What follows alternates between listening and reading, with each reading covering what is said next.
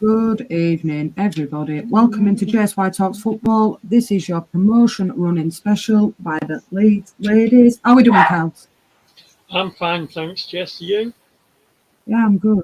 I'm good. How are we doing, Renee? Doing great. How about you, Jess? I'm good. I'm good. And regular, we haven't seen her for a while. How are we doing, Evie? I'm good. I'm good. Yeah, I feel like a newbie again. Me for a while. And a little birdie tells me video pending tomorrow. Yeah. Hopefully after I've got kids' birthday party in the morning, so once I've got rid of all children, I can then actually do some filming. It's been a bit of a manic week with birthdays and now birthday party at the weekend. So yeah, that's hopefully going to be done tomorrow. So keep your eye out Finally. for that, guys. Evie's on the road, on the YouTube road. Right, I'll get through some comments. Let everybody swat up a little bit, and then we'll get this ball on the road. Let's go. Make sure I'm smashing that like and subscribing. Big up to Stacey. Hope you're having a peaceful ferry over. I know you've only just got on that ferry. Big up to Stacey. Hope you're well, mate. Hey up, brother Stu. How we doing? Hope you are well. Hope you are well. Hey up, Jules. How we doing? Absolutely. Do what Kelsey's saying. Make sure we're smashing a like on this video, subscribing to the channel if you're new, hitting that notification bell. And don't forget to check these three lovely ladies out as well. Are you in Ireland, Stacey, or in Scrapyard? No, she's got on ferry. That Volkswagen's made it. And hook or by crook, it's made it.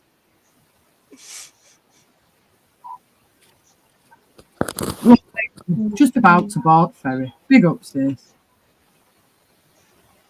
Right, what's the angel saying? Which of these teams are not going up? Which one do you think is staying in the championship? Well, you all will be revealed, angels. Very soon, we'll all be going round and giving our own personal thoughts on this. You guys can join in the chat as well. It'd be interesting to see if you agree or disagree. Why does Stu need new glasses, Kels? Well, because he called me beautiful before.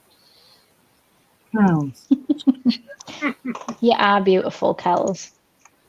Red card for Kels already. I have to remove your call. Do you know what I mean? It's going to be really awkward when it's her turn to speak. Yeah. I have to channel it through. Absolutely. Big up, Danny Rumsey. How we doing, mate? Make sure we're smashing a like and subscribing. Danny, just keep your eye out as well for any funny names tonight. You know what I mean, mate.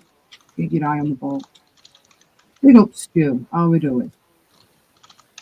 All pleasantries as per which was liked here. Hey up, Cole. Greengrass. How we doing, mate? Evening, you bunch of dossers. Big up, Marcus. How we doing? There's two more photos. She's not even here. She's on the way to Ireland. Leave it alone. What do you mean? Surprised you on M62 waiting for the Jules to make sure she bypassed you going up Pennines.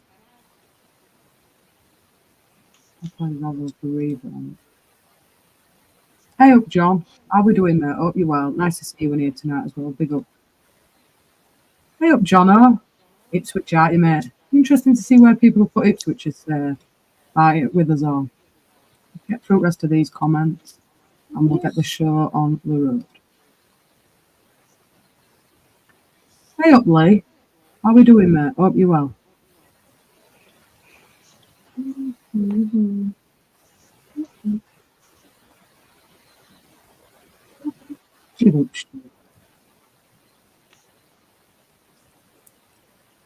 Thanks, Danny. Appreciate it. And as well, you Stu, just keep your eye on ball chat tonight. Hey up, Scooby, mate. How we doing? Hope you're well. Hope you are well. Right. So, the idea for us is we're going to go through each club's fixture list.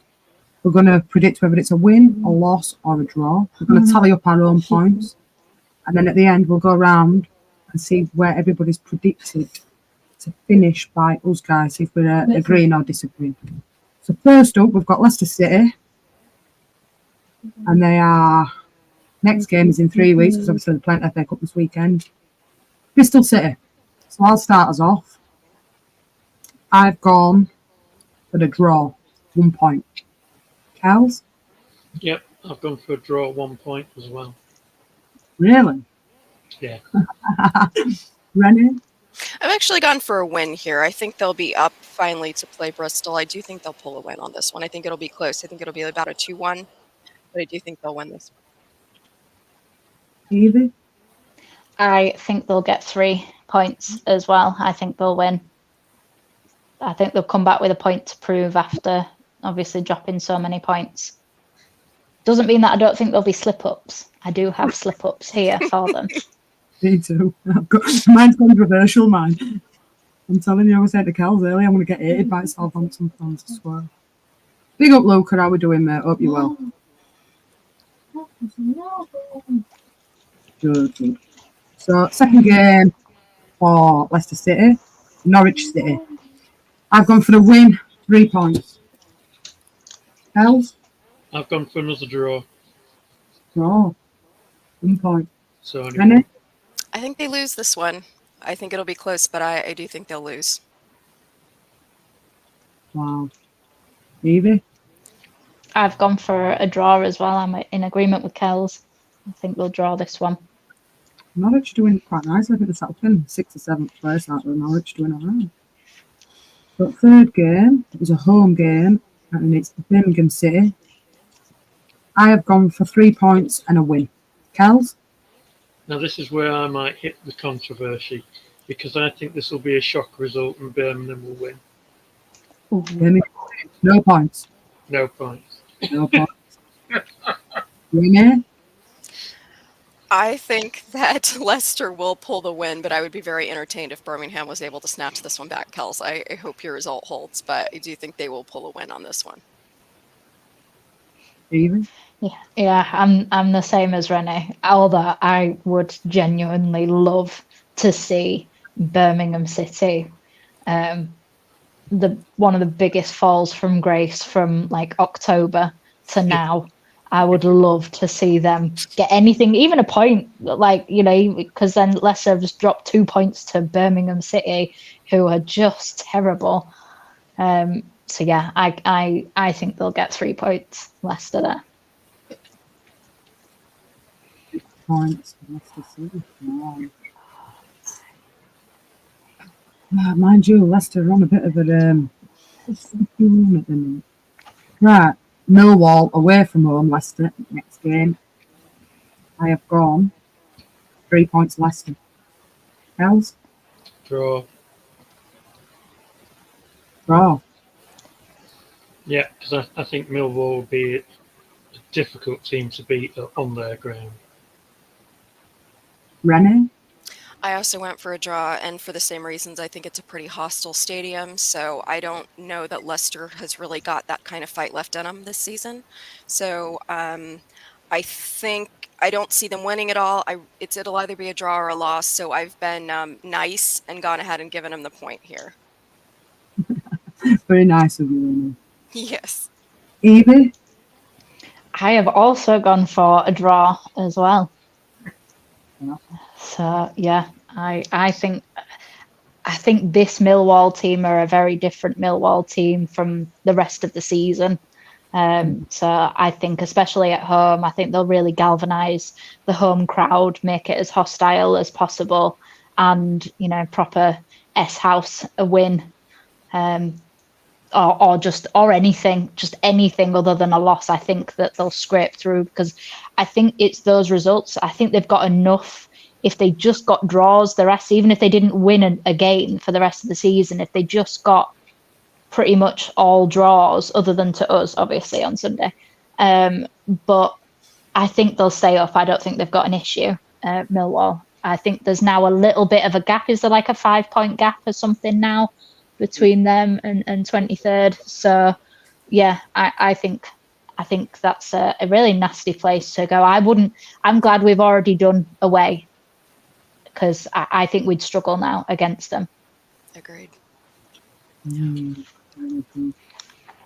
So, next game is Plymouth, which is another away game, which is an hard ground to go to Plymouth. They're pretty decent at home at Plymouth. And this is where I see them slipping up a little bit. I've gone a draw. Kels?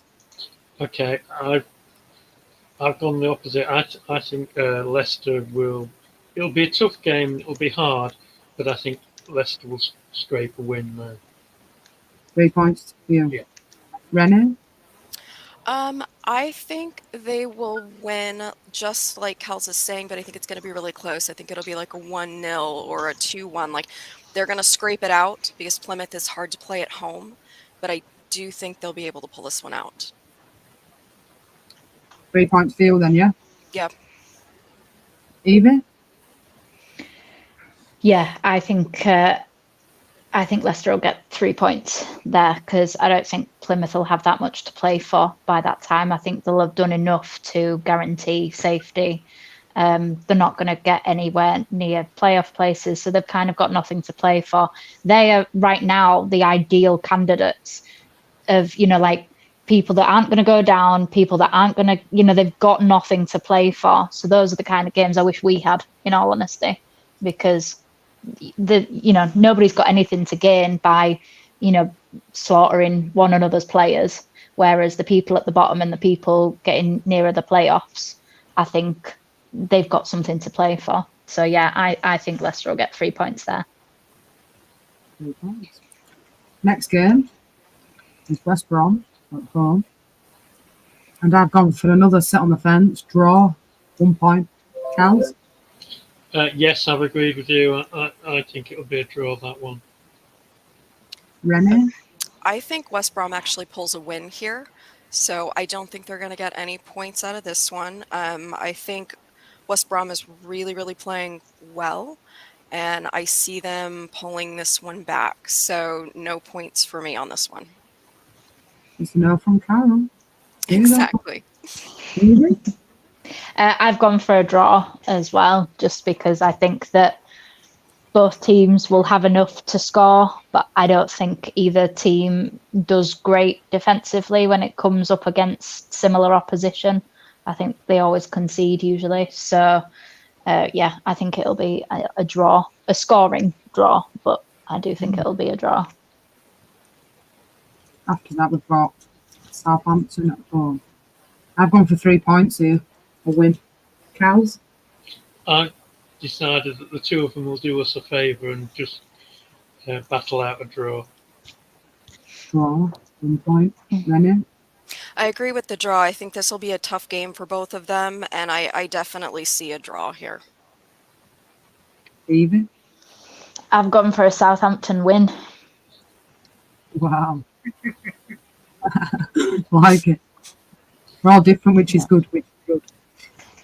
Then we've got they're away to Preston North End. I've gone for 3 points and a win. Kels? I've gone for a very tight but a win for Leicester. Renee? Yeah, I keep going back and forth between a draw and a win here. I think I'm going to stick with my first intuition here, which was a draw. I think it'll be something like a 1-1. So I'm going draw. 1 point and a draw. 1 point and a draw. I've gone for a Leicester win, but I think it all depends where Preston are. If they are still on the cusp of playoff positions, I can see them being really dirty like they were with us when we were away at them, and just kind of really screwing with them and somehow getting something out of it. But if they don't have anything to play for, if they are a mid-table team by that point, then I think Leicester will get 3 points. So I'm going to stick with 3 points. 3 points for me. I hope with Lawrence, how are we doing, mate? Hope you well. So last but not least, the last game of the season is a home fixture against Blackburn Rovers. I have gone for 3 points and a win. Kels? Okay, well, I think by the time this game comes around, they'll already know that they can't win it, the championship. So I think they'll be a little disheartened. So I've gone for a Blackburn win.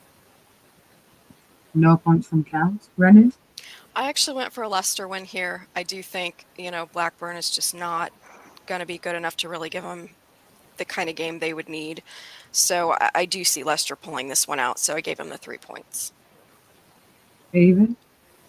Yeah, I've given them 3 points, and just as a hint for where I'm going with the rest of them, all of the top 4 teams get 3 points from Blackburn in my predictions, because I don't think Blackburn have anything to fight with. So I think that Leicester will win, and it might be. I love Kels. I love your confidence.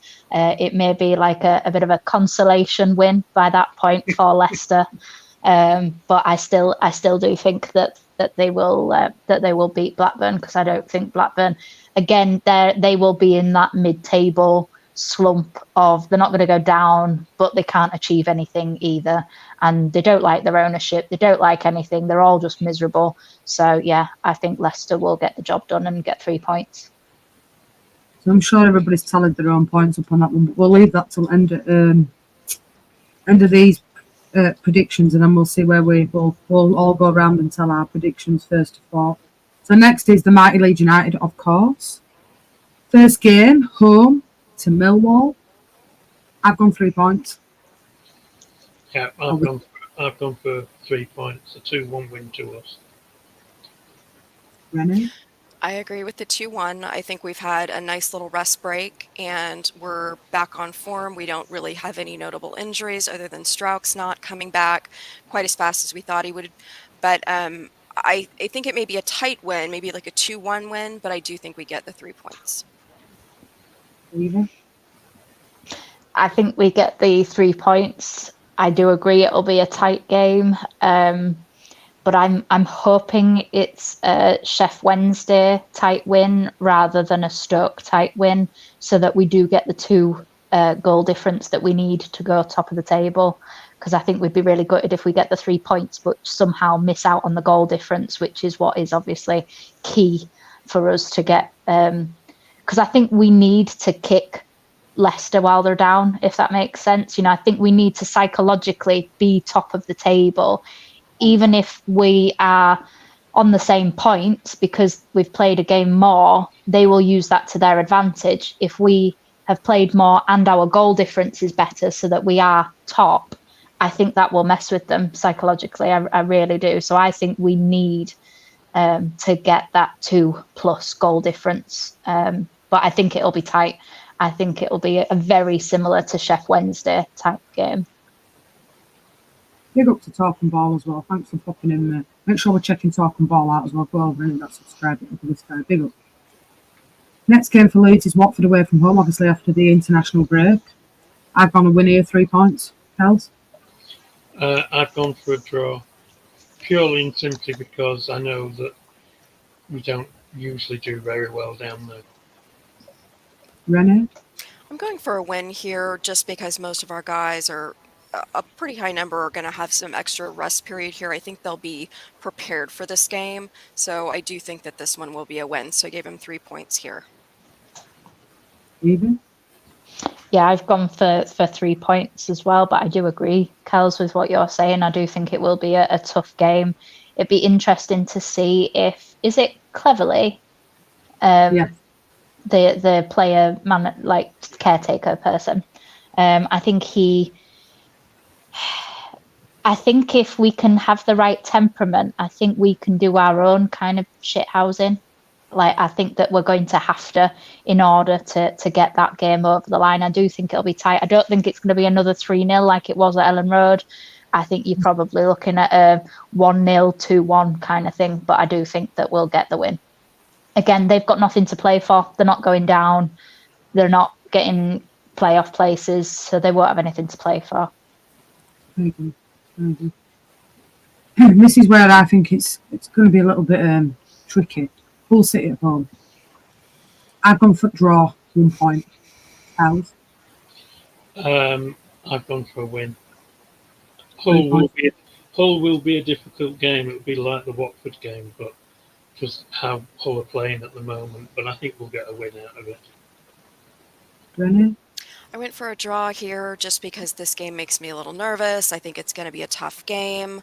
The benefit is we're playing at home, so I don't see a loss at home, but I'm just not so sure we'll be able to pull a win out of this one. So I just went conservative and went with the 1 point here.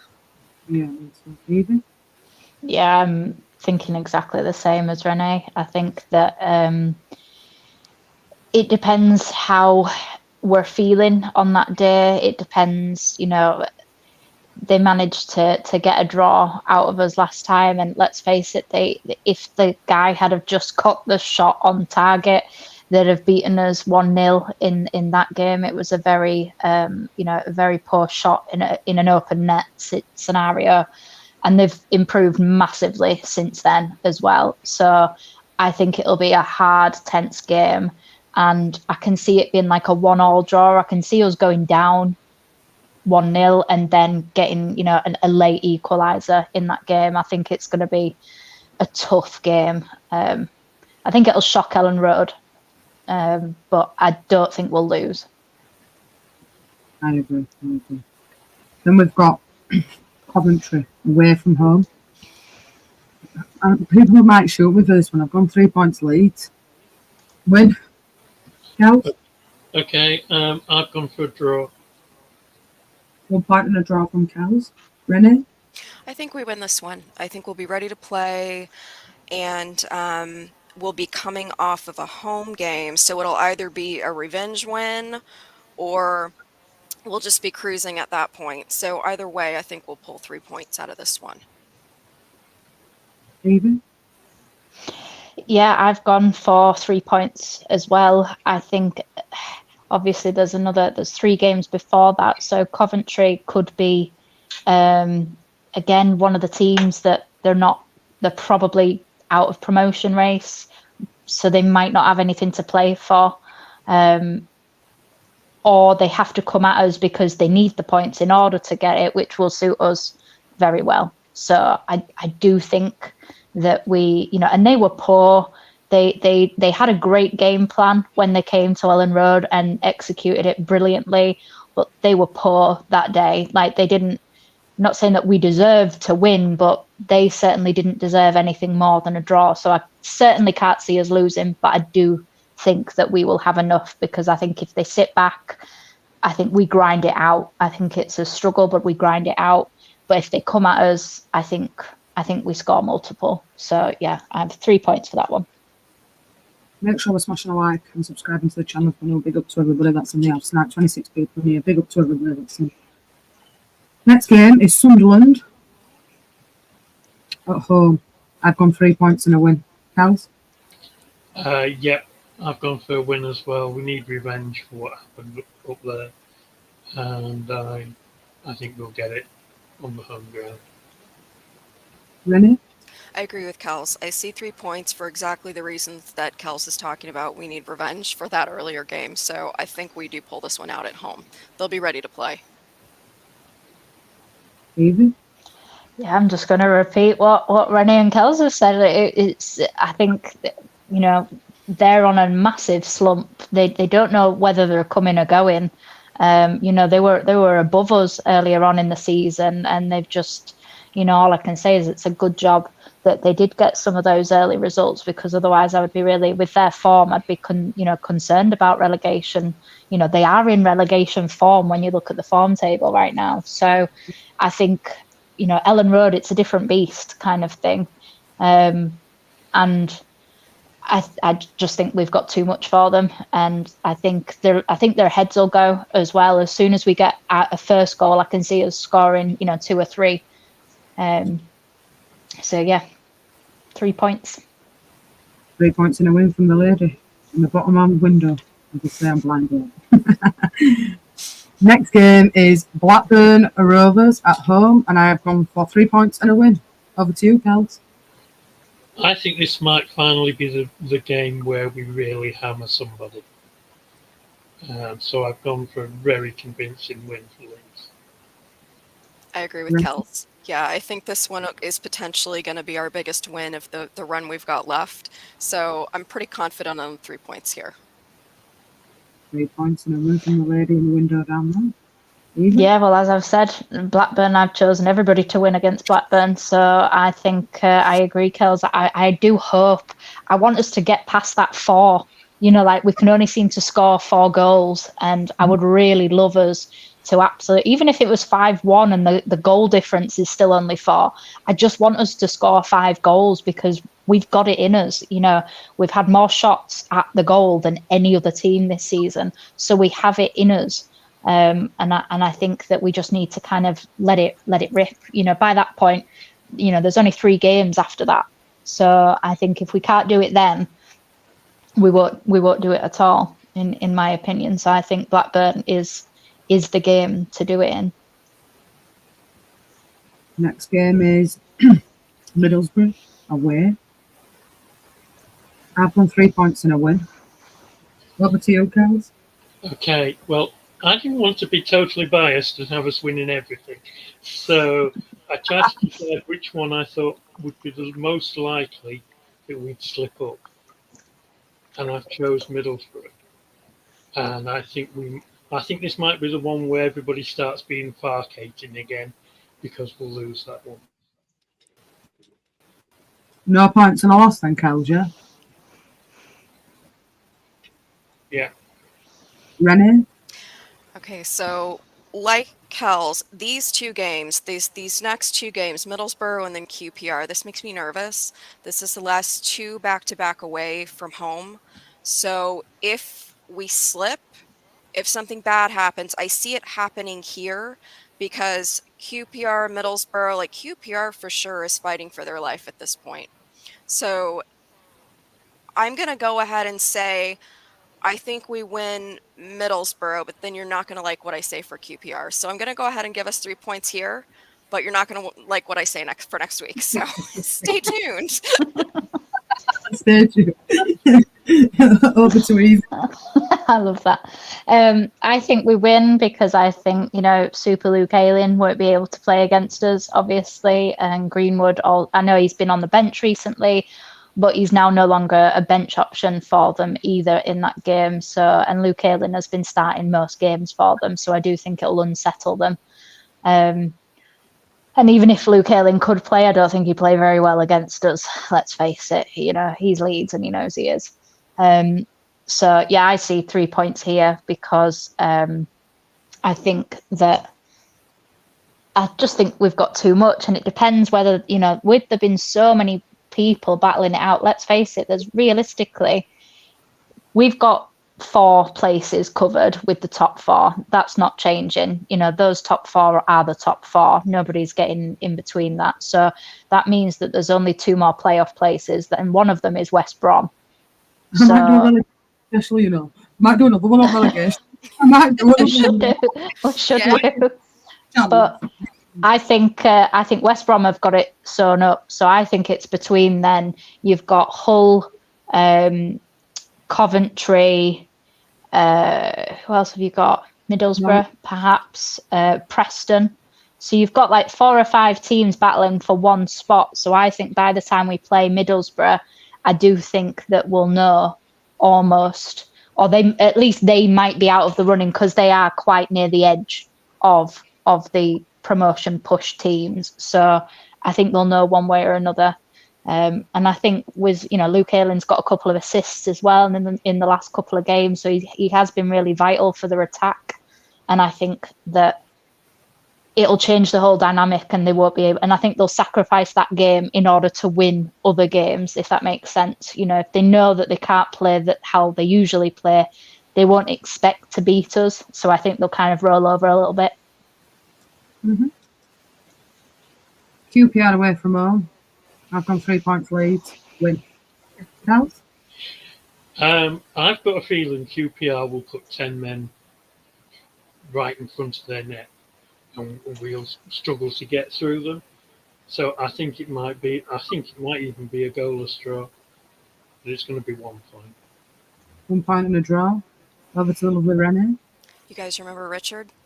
This is going to be his game. I think this is the game. I told you, Borough and then QPR. This makes me nervous because this is one of those looking ahead games where our guys are going to be thinking about Southampton in the end. And I think the looking ahead and QPR fighting for their life is going to catch us. And I think they're going to pull out a shock win here.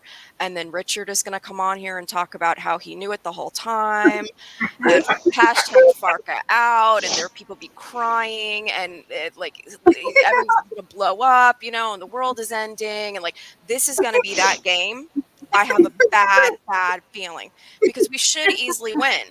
but I don't think that's gonna, because it would be Leedsy if we didn't win right at the end when we're like, we're gonna win. This is awesome. We're gonna win the whole thing. No. There'll be a little drama, and it's gonna happen here. That's my guess. So this will be hashtag the rise of Richard is gonna happen here. So no point. He comes on Hashtag, board. yeah, hashtag Richard's revenge. Flying in. This game. Yeah. And if it actually happens, do you know how hard I'm gonna laugh? Yeah. Because this will be the game where he'll be a steward at. 'Cause Yeah, he's- probably, and there'll be a lot of insider information, and he'll be passing things to the other. I told you, didn't I? Wow, like Richard Gate, better than Watergate. Like it's gonna be big. So I'm gonna go no points here, just because we should definitely get 3 points. So no points here, and hashtag Farka out. Like yeah.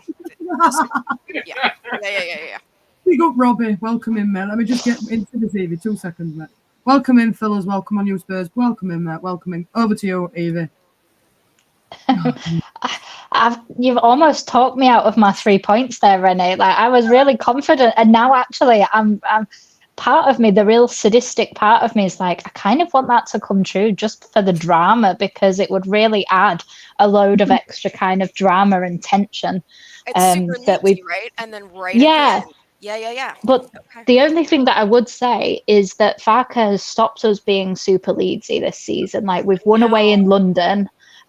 We've this is come gonna back. be like throwback, like retro Leeds. And we're gonna be like, oh god, yeah. Here we go again. Yeah. I'm gonna still stick with my 3 points, but I'm doing it against my better judgment because I kind of want to come on board with team hashtag Richard's revenge and stuff. So what booked already for when he's willing to join you? I'm here ready. I'm waiting. If you're listening, you're with 3 points and a win, then Evie. Yeah, I'm reluctantly going 3 points and a win. Yeah. Last game at season for Leeds is a home tie against Southampton. I've gone 3 points and a win. Over to you, Kel. Right. Now, by the way I've worked it out, I figured that by this point, Southampton can't get into the top 2, but are safe in the playoffs. Yes. And I think we'll have won it by this point. I think we win it the week before. So I think we'll be in celebratory mode and we'll get 3 points. Renee? Okay, so I do think we're going to win, but it's going to be a revenge win because of last week, because of hashtag Farka out and the whole thing we just talked about. So we're going to win because it's going to be like, can't end on that note. So yeah, big win. Big win, home. I predict a riot. It is going to be big. Evie's going to be drunk on the beach. It's going to be awesome. Yeah. Mankinis, balaclavas. Get ready. Yeah. Right. Well, so I'm caught in two minds. If all of the other predictions go as I've predicted, then I think that we draw this game. If there's a curveball and we need to win, then I think we win. But I think if we're already secure, and I'm not even talking about winning, I think that if we know that the other teams, we've done what we've done or should have done, and if there's a couple of results that haven't gone our way, then I think we win. If all those results have gone our way, then I think we draw. So yeah, I'm going to go the results, in order to kind of go back to Renee's let's lead things up a bit.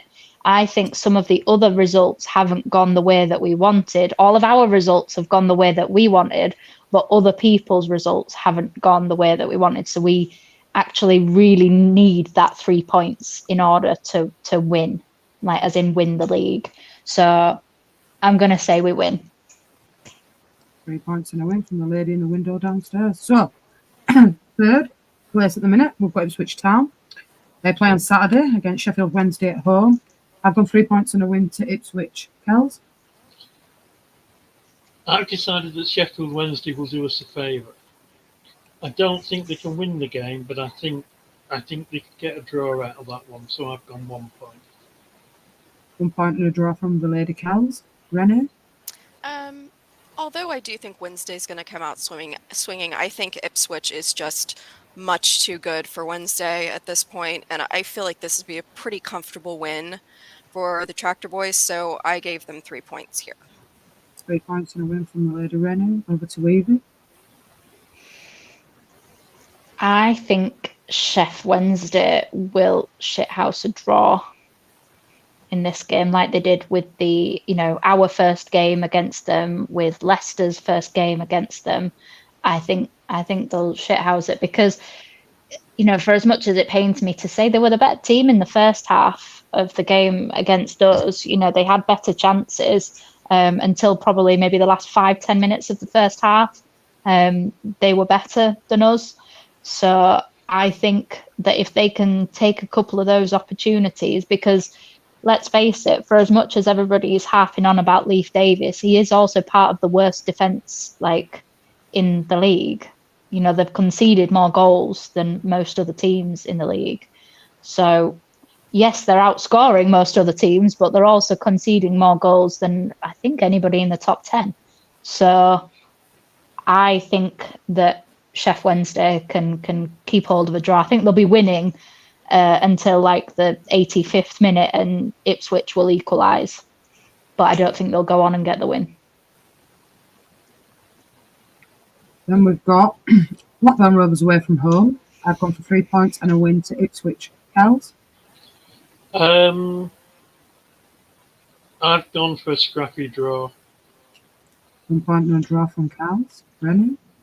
Yeah, 3 points because it's Blackburn. So so that'll happen, I think. Evie? Sorry. 3 points to Ipswich, no question. 3 points and a win from the lady downstairs. Next game after that, they've got Southampton, which is at home, and I've gone for 3 points and a win to Ipswich. Over to you, Kel.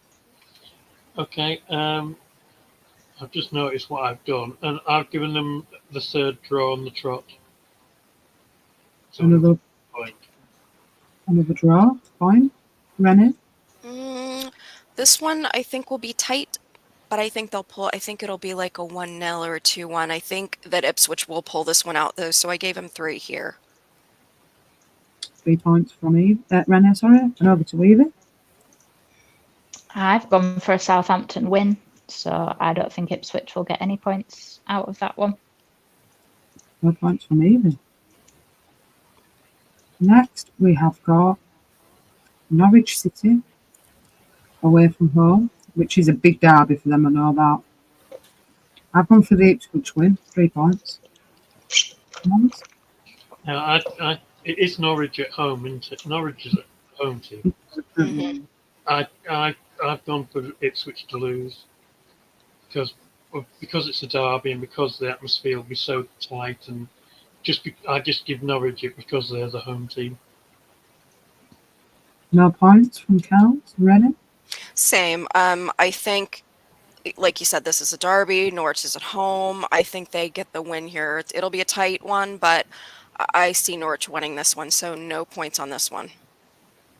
No points from Rennie. Evie? I've gone for a draw for Norwich. I think they seem to draw, other than to us. They seem to draw a lot of their big games, like Leicester and Norwich last time. So, yeah, I think that they will get another draw.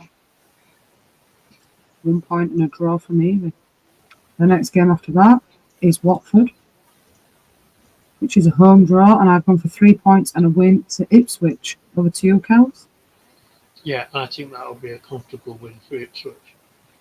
3 3 points. points from Cows. Rennie? I think this is going to be a surprise draw, like a 1-1. So, and this will be one that is going to be one of those really surprising games. So it's just going to kind of throw a monkey in the wrench there. Draw from Rennie. Evie? I've gone for an Ipswich win.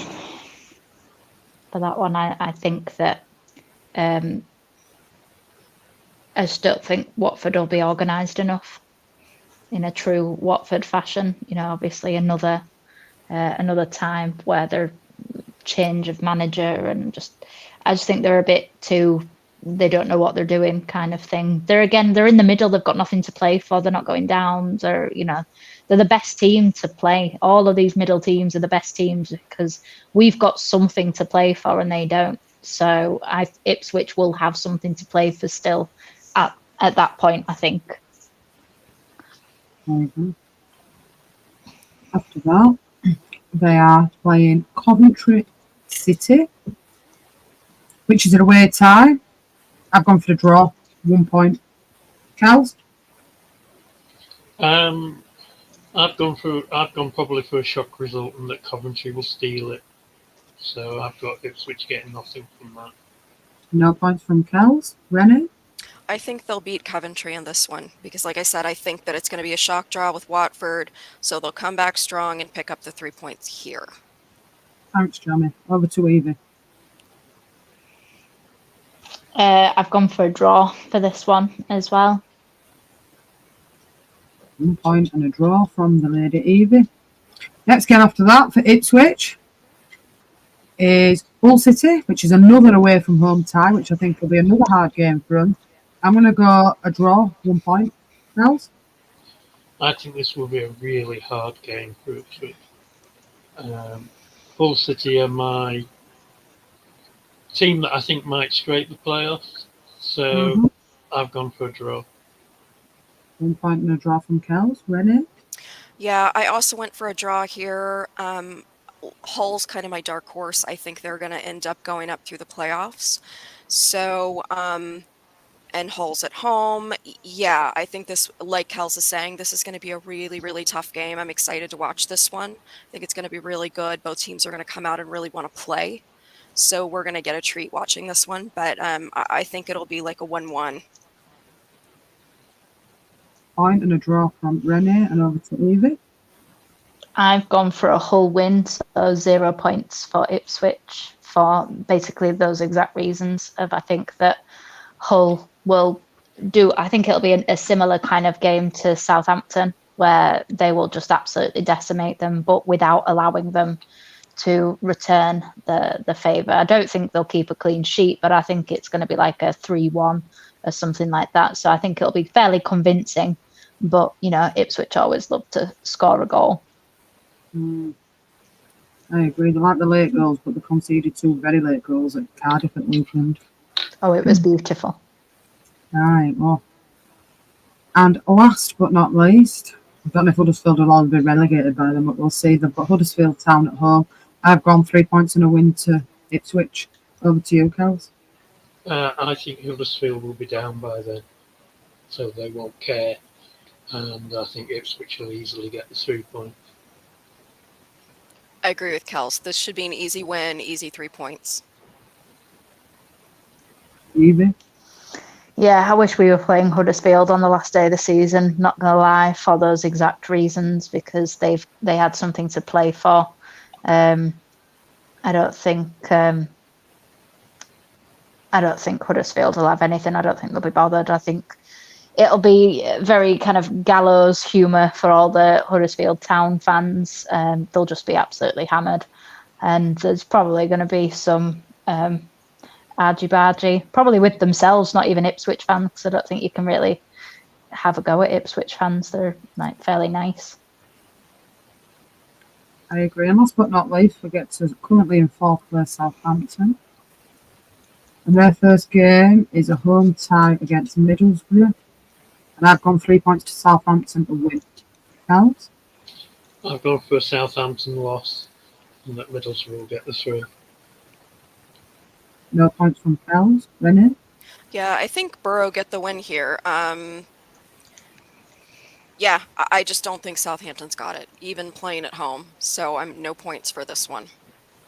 No points from Rennie. Evie? I think it'll be a draw. I think both teams will have to go for it. Southampton, obviously, with the outside chance of getting in automatics, and Middlesbrough need any sort of points to get into playoffs. So, yeah, I think it'll be a scoring draw, maybe 2-2. Right. Next tie is after the international break, but Ipswich away from home, and I've gone no points here, a loss. Else? As I said previously when we did the Ipswich ones, I think this one will be a draw. 1 point and a draw. Rennie? Ipswich wins this one, 3 points. So no points to Southampton, 3 points to Ipswich. No points from Rennie, and over to Evie. I've gone Southampton win this, so 3 points. I think they'll win both of their games against the teams that they have to play in the top 4. Next game after that is Blackburn Rovers, and I've gone 3 points to Southampton and a win. Kels? Yeah, I agree. I think Southampton will have too much for Blackburn. Rennie?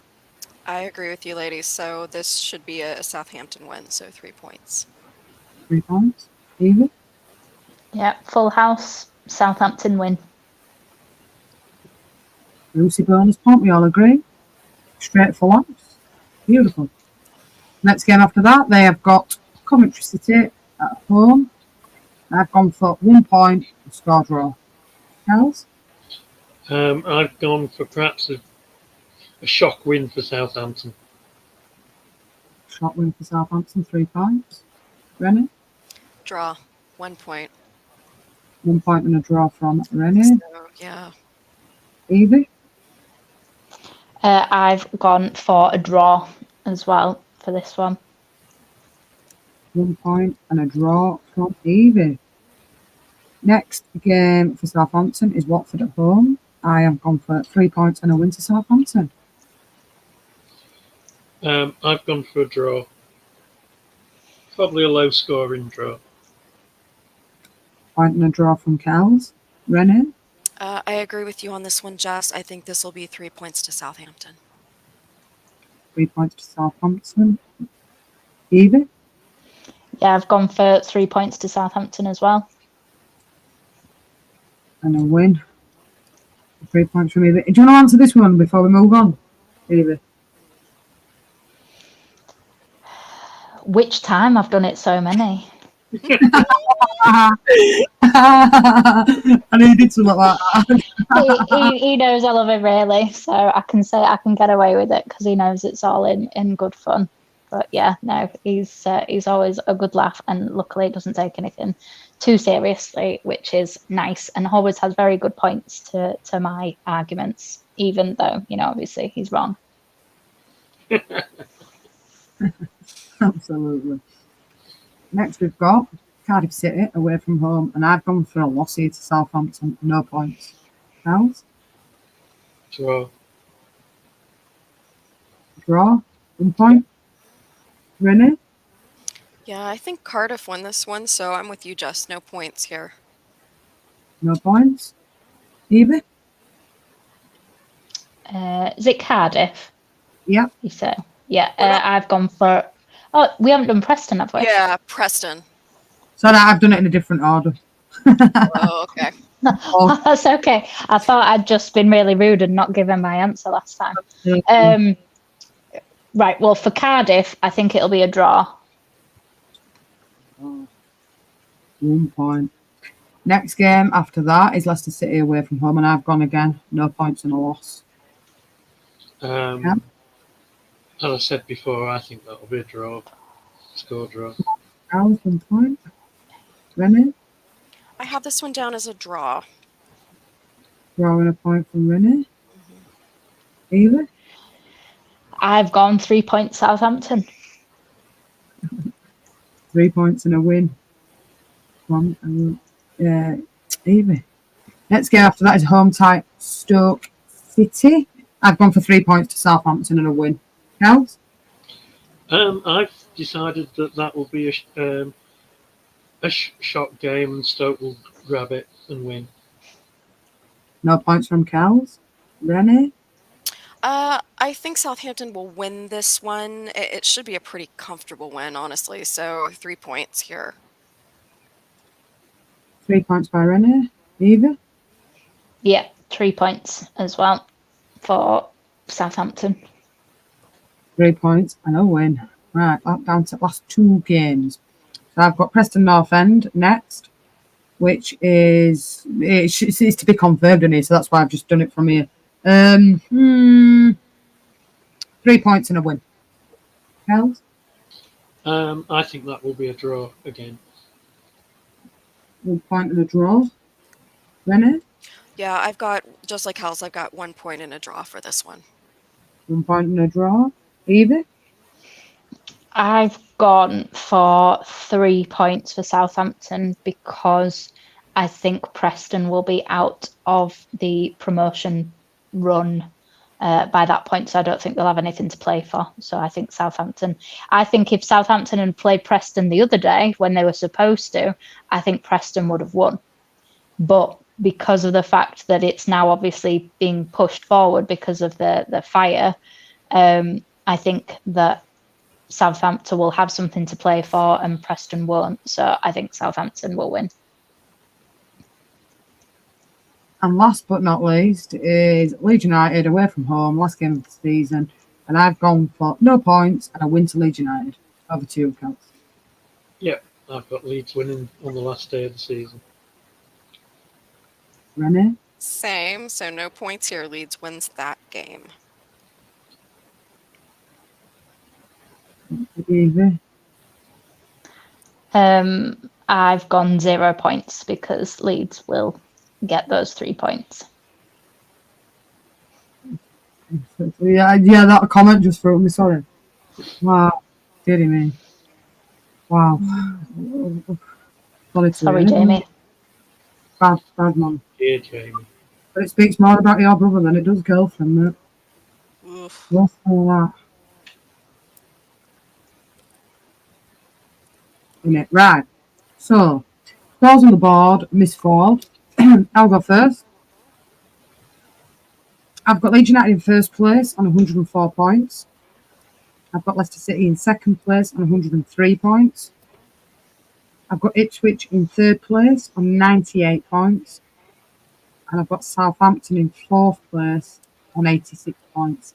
So for me, Leeds and Leicester will get automatic promotion.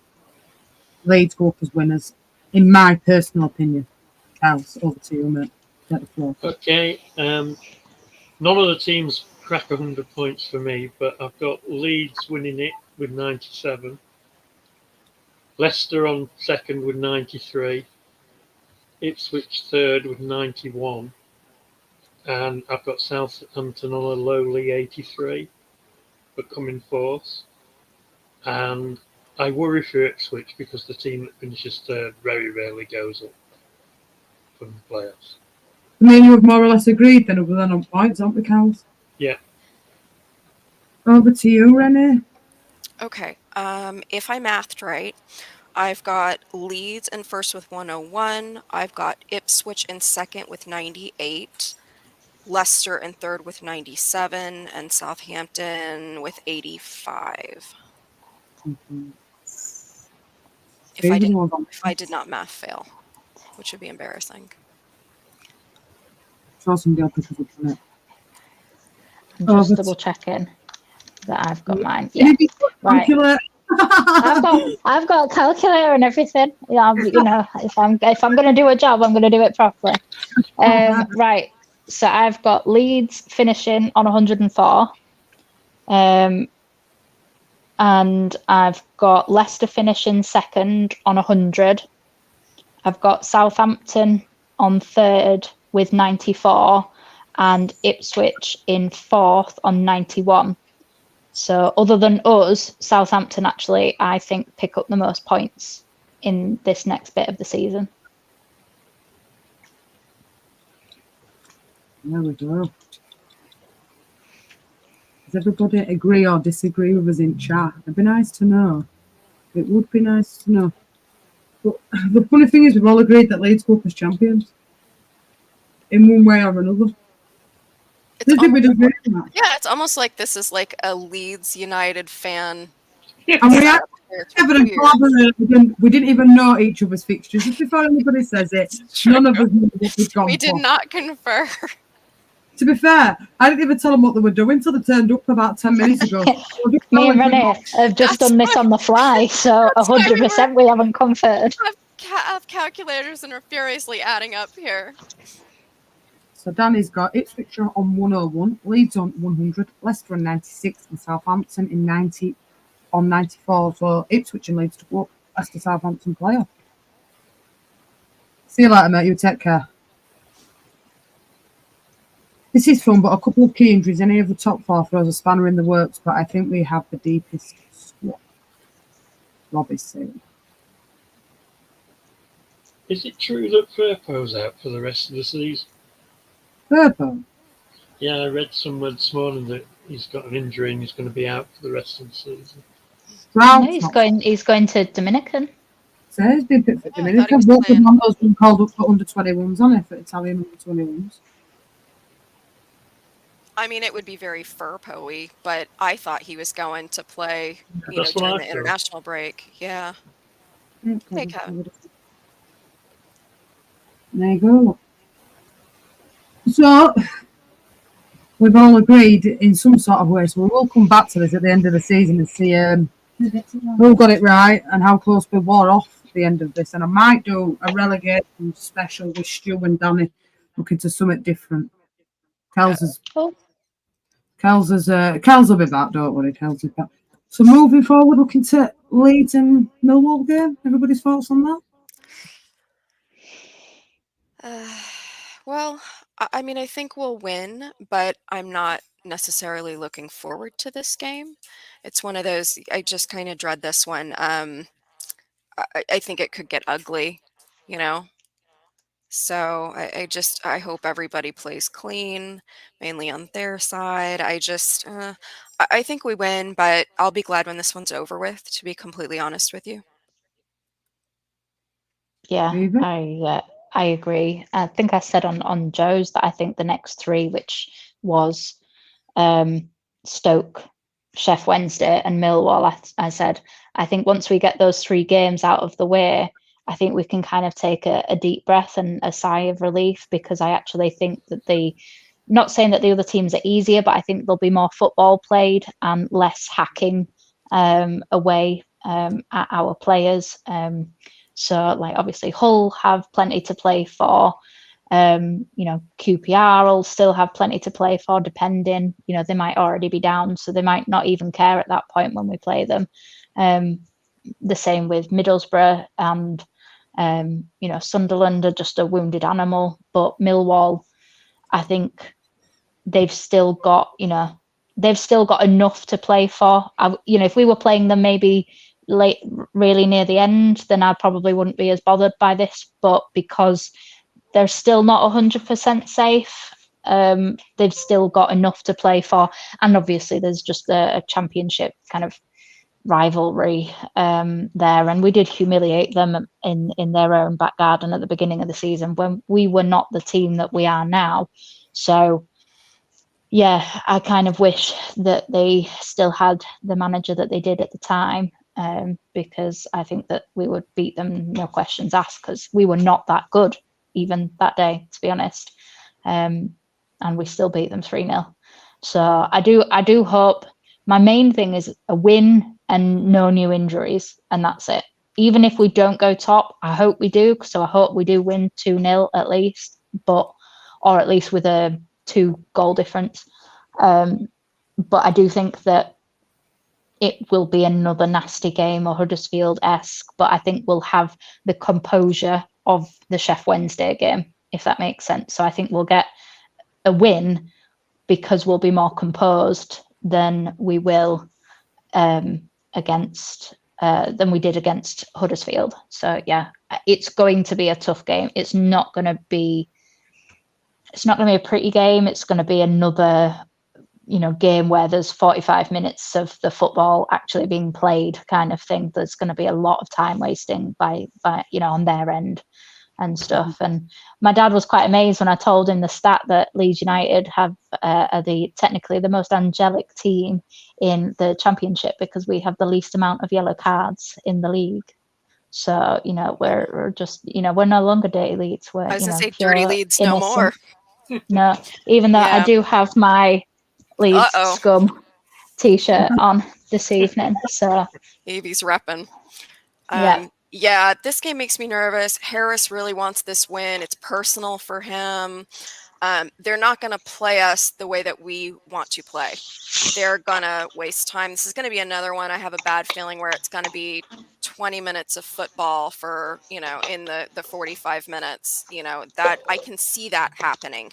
They're going to be wasting time, trying to hurt people. I could see a red card happening on Sunday. That would not be a shocker at all. I definitely could see it. And so I'm just praying that we leave this one, like Evie's saying, we leave this one with the same 11 we came with, that everybody walks out of this one. So I could just see it getting ugly. Yeah, no, I agree. What do you think, Kels, about Sunday? Kels Withers, or she froze? Oh, no. She has froze, hasn't she? And just me. I think she's frozen. There's no sign of life on that screen. 1 minute. Try to get Kels back with us, but it's not happening. She'll 1 minute. She'll come back in. She'll be back to join us, don't worry. I think it'll be an hard game on Sunday, I really do. I don't think it'll be when people are kicking like 4 and 5-1 about, I don't think it'll be as easy as that. I really don't. No, it's like Allison's comment right here. It's going to be housery and dirty playing. And Allison, I think it's also going to be a lot of time wasting. It's not going to be a game that we want to play.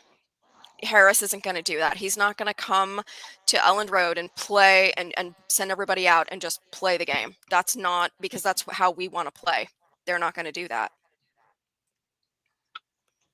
Yeah, I agree.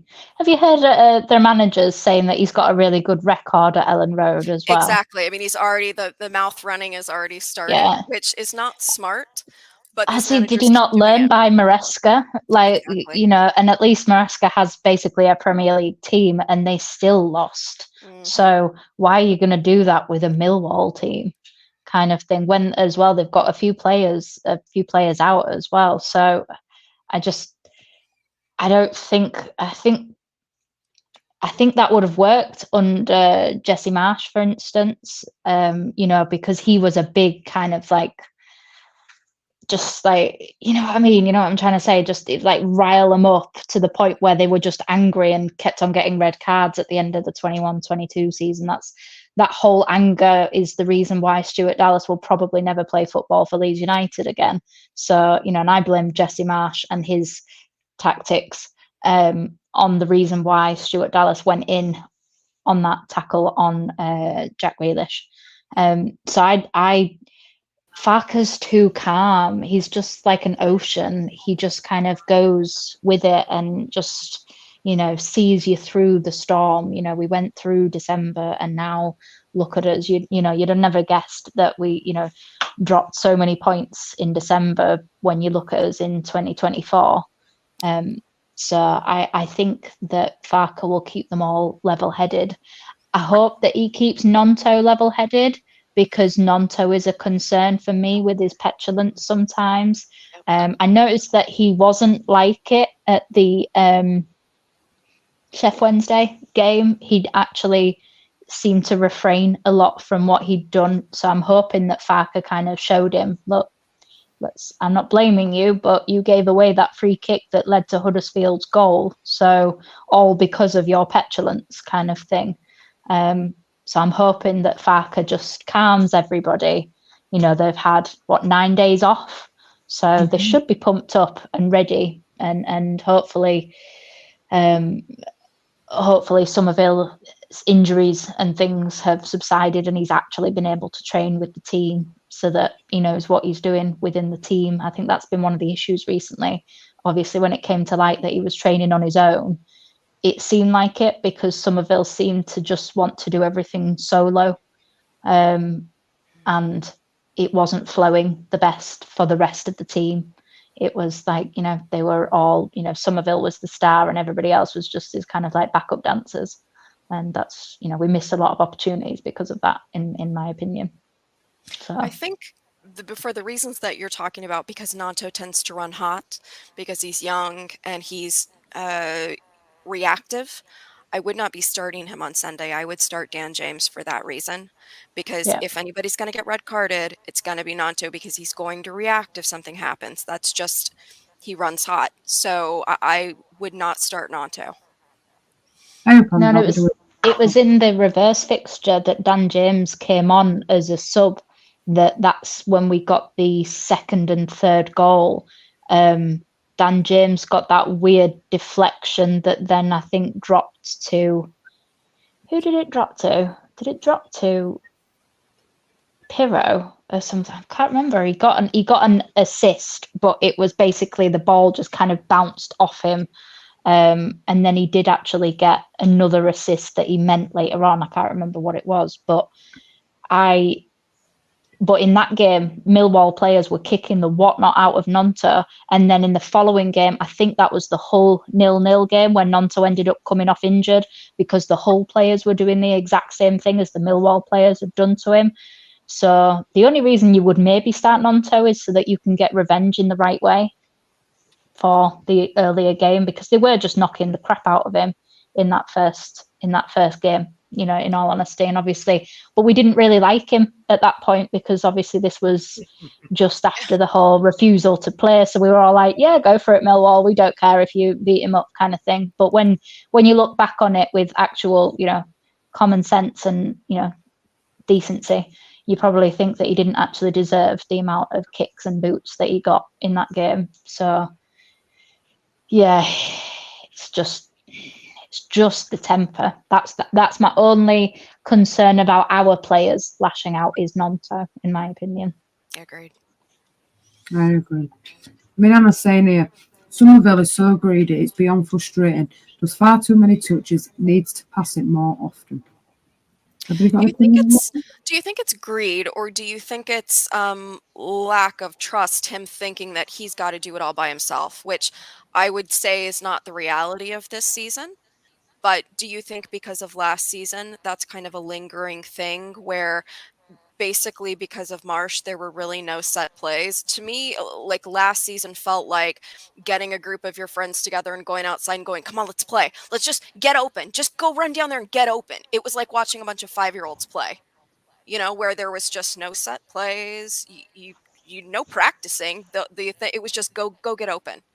And so I think that a lot of our scoring was just because these guys could manage to get open in the narrow part of the field because the goal is in the center of the pitch. Wow, how amazing. They had to do it all by themselves, is my point. But he doesn't have to do it all by himself now. But I wonder, because I think Somerville's a very good player, if that's just kind of one of those lingering things where you have to trust other people. You've got to go ahead and pass the ball. If somebody's in a better position than you and has a better chance, pass. And I almost feel like that's still an area where he's trying to develop. I don't know if it's greed as much as it is PTSD from last season. I can't decide. I just think Somerville doesn't look up enough, doesn't see enough. So blinders. he just goes for goal all the time. Yeah. I think maybe as well, one of the things is that he's not daft in terms of he knows that he's not in great form. So maybe by he's trying to break that kind of rut that he's in. So if he tries to shoot and he gets the goal, it was like when you saw Willie Nanto, was it the Bristol game where he scored, and it was just like this wave of relief washed over him, and the crowd, it washed over the crowd, it washed over him.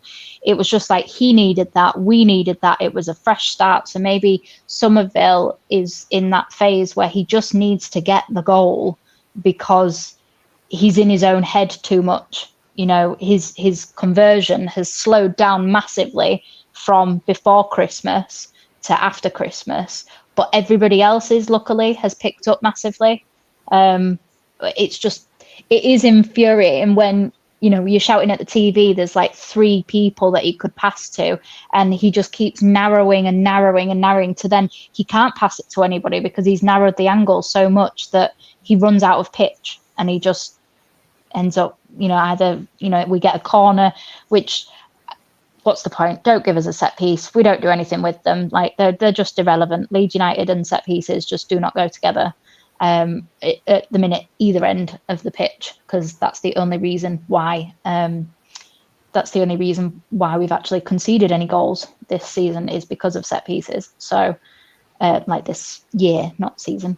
But yeah, I think he needs a goal. But I'm a massive believer in that the team needs to know that it is side before self. So for me, if there are other opportunities to try, and even Bamford in the last game tried to pass it to Somerville where he was one-on-one with the goalkeeper and then he misses it. Yes, the goalkeeper made a save, but he should have at least made the goalkeeper make a better save. That was a fairly routine. He bent his body well before he actually took the shot. So the goalkeeper knew exactly where he was going to go, didn't have to actually do anything extraordinary to save the ball. So I think that, Bamford was trying to be unselfish himself, but I actually think Bamford should have been selfish in that occasion because I think that he had a better angle for it. But yeah, come on, Somerville, we need you. I think he tries too much sometimes, even me. I think he tries to walk into it. Yeah. Because it's easy to play the triangle, the tippy-tappy football, as we all know. Then sometimes trying to do too much and either linger onto it and lose it, or like you say, end up getting a set piece from it when somebody else will positionally better. I think Somerville can only get better, but in the Premiership, he can't afford to do that because they'll just take him out all the time. They need to be a little bit more on it. Here's a question for you, Evie. Evie, do you think Bam Bam will score more than the lazy Dutchman? I don't know who the lazy Dutchman is. I only know the 3 Dutchmen that we have in Somerville, Strauch and Pirro. So, and Somerville's already scored more goals, and I don't think that Patrick Bamford could get up to crease. I'm presuming you mean in Pirro. Yeah, I think he probably will because I think he starts more games. Simple the fact of I think he will score more because he's on the pitch more. I do still think that Pirro has a role to play, because I think every person, even Cresswell, who is, I think you can practically count the amount of minutes he's had this season on one hand. So I do think every person will have a role to play, especially if, oh God, I don't even like mentioning this, but if Strauch is out for probably the rest of the season and something happens to Ampadu on international duties, him and Rodon are probably just basically the Welsh contingency in general are genuinely my only concerns. I don't think Archie will play that much in the under-21s. For as amazing as he is, I think that we have quite a good amount of midfield options in the England under-21s. And I would hope that England and Leeds have a good relationship now after Daniel Farke kind of spoke to them earlier on in the season and said, look, he's 7, well, obviously now he's 18, but at the time he was 17, he's getting first team football every single week. That's kind of a lot more important than an under-20s at the time competition. So I don't think Gray will get injured, but the Welsh lads I know they're made of tough stuff, and Farke loves the Welsh for how tough they are. But if Ampadu gets injured, if Rodon gets injured as well, I think if either one of those two get injured, I think my points change. That's how important I think they are. I'm more worried about Rodon's face, to be honest. His face, his nose, it can only take so much. There's only so much abuse your face can take. And I worry. I worry about his nose. I worry about his eyes. I love him, but I worry about him. So every time he goes out there, I'm like, oh, God. Because if anybody's going to take a ball to the face, he's your guy. Is it wrong that I kind of was like, well, if he gets concussion, right, in the last minute of this Millwall game, then he can't go away on international duty, but he would still be back in time to play for us? Yeah, that's a good one. I hate sending them out on international duty, but we can't. I mean, we've at got this time as well. it's like a third of the Wales team. We can't hold them all back. They have to go. But I do worry. I worry because Rodon he really does put his body on the line for the team. You can't say he's not in there giving 100% every single time he goes out there. Yeah. It would scare me if one of them two got injured and we had to play Cooper a lot. Yeah. Yeah. Because Cooper's got a mistake in every game, so that would scare me. Yeah, it's like Amy said, and then your points, if that happens, some of these points start changing, I'm afraid. So fingers crossed. Yeah, I mean, I put a lot of faith in the starting 11 and in our normal backups, but if you start having to go deep into the backups, that makes me nervous. They don't get a lot of playing time. They're not playing with the first team squad that often, so the relationships are not there. They don't know each other the way that those starting 11 do. So much of football is timing. So much of football is knowing the 11 that are with you and what people are going to do. And if you really want proof of it, go watch a Man City game and watch the relationship between De Bruyne and Ghostbusters. Watch the two of them. They know because they know each other very well because they played week in, week out together. They know where the other one is going to be. How many times have you seen De Bruyne assist to Haaland score? And they just, you can watch, and it's really beautiful to watch because they're two of the best playing now. They just simply know. I have watched De Bruyne kick the ball and not have looked, but just know that Haaland is going to be where he's supposed to be. It's those relationships that develop in football where you're practicing with someone every single day and you know them and you know where they're going to be, you know how they play. When you start, especially late in a season, having to pull from deep in the bench to guys that don't have that kind of relationship, to me that gets really scary. So I don't know. Even if you've got quality people coming off the bench, I don't know. So fingers crossed and prayers to heaven that nobody gets hurt in this international break. Yeah. Bamford is a natural finisher, and he's been around long enough to know his strengths, obviously. Tommy's having a bacon sarnie. Bamford is he's always eating. Always eating. He's always eating right nice food, though, do you know what I mean? He starts belting up at 10 to 11 UK time, that bacon sarnies and stuff. What were we going to say, Carrie? Bamford, I was answering that thing. Bamford has never been a natural finisher. No. But I'm not going to get into Bamford. You can't lie though. Like, he has been incredibly vital for us this half of the season. He has been better for us this season. Yeah, he has been vital for us. Are you still not sold, Kels? No. No, I want us to buy a new striker in the summer, whether we go up or not. I agree with Kels. Yeah, I agree.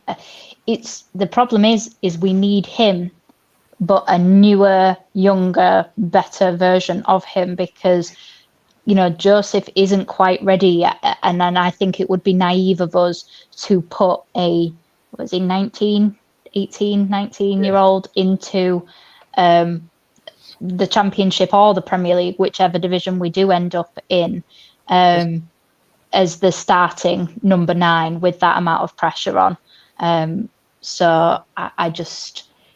But we need Bamford's profile because Bamford's profile works better with Farke's system and with most systems, because even under Bielsa, Jesse Marsh, even Sam Allardyce, it worked better, with Bamford up top. So he is, even if he's not playing well, the team plays better with him on the pitch, which is infuriating when he's not doing what he's supposed to, i.e. scoring. But this season he has got that, for us. He has got goals, he has got some questionable assists, but he has got them nevertheless. But we just need that, and that's the real difficult. And I think Danny's right, the fact it's going to cost 50 to 70 million, and obviously we have to be in the Premier League to spend that sort of money. So it might just be that we might have to push Joseph further, because obviously Bamford's not getting any younger, and if you take a few key people like your Somerville, like, Rutter out of this side, if we were in the Championship next season, he might not get that same service into the box. So, yeah, but that's next season's question and problem. This year, Bamford's doing a very good job for us. And I just hope that we can keep it going, and I hope we don't make the same mistakes that we did earlier on in the season and think that we've got these results before we've actually played the games. I hope we do treat them like cup finals every single game now. And I don't care whether that makes us seem like a tin pot club, which is what people have suggested. Like, oh yeah, you see Chef Wednesday, it's a massive rivalry. I'm not that bothered. I don't see many people as genuine rivals, because for me, our genuine rivals are, Chelsea and Scum, and they're our rivals. I don't really, see. I think probably the closest to a newer rival would be like Villa, in terms of, obviously last time in the Championship, but I don't see many of these teams as our actual rivals. They're just people who happen to love getting one over on us, but we're not bothered the other way around. But right now, every single one of these, Millwall, Watford, Hull, Coventry, Sunderland, they are our cup finals, because they legitimately are. We need something out of every single one of those games in order for us to go up automatically. And I think if there's a crunch point, people are like, oh, I don't care whether we go up first or second. And I am one of those. But I hope that if we can pretty much make it so that we're guaranteed top two, I would love for like Ampadu and Dan James to rally the troops and say, look, we're kind of a bunch of misfits at the beginning of the season, and Daniel Farker has got us here.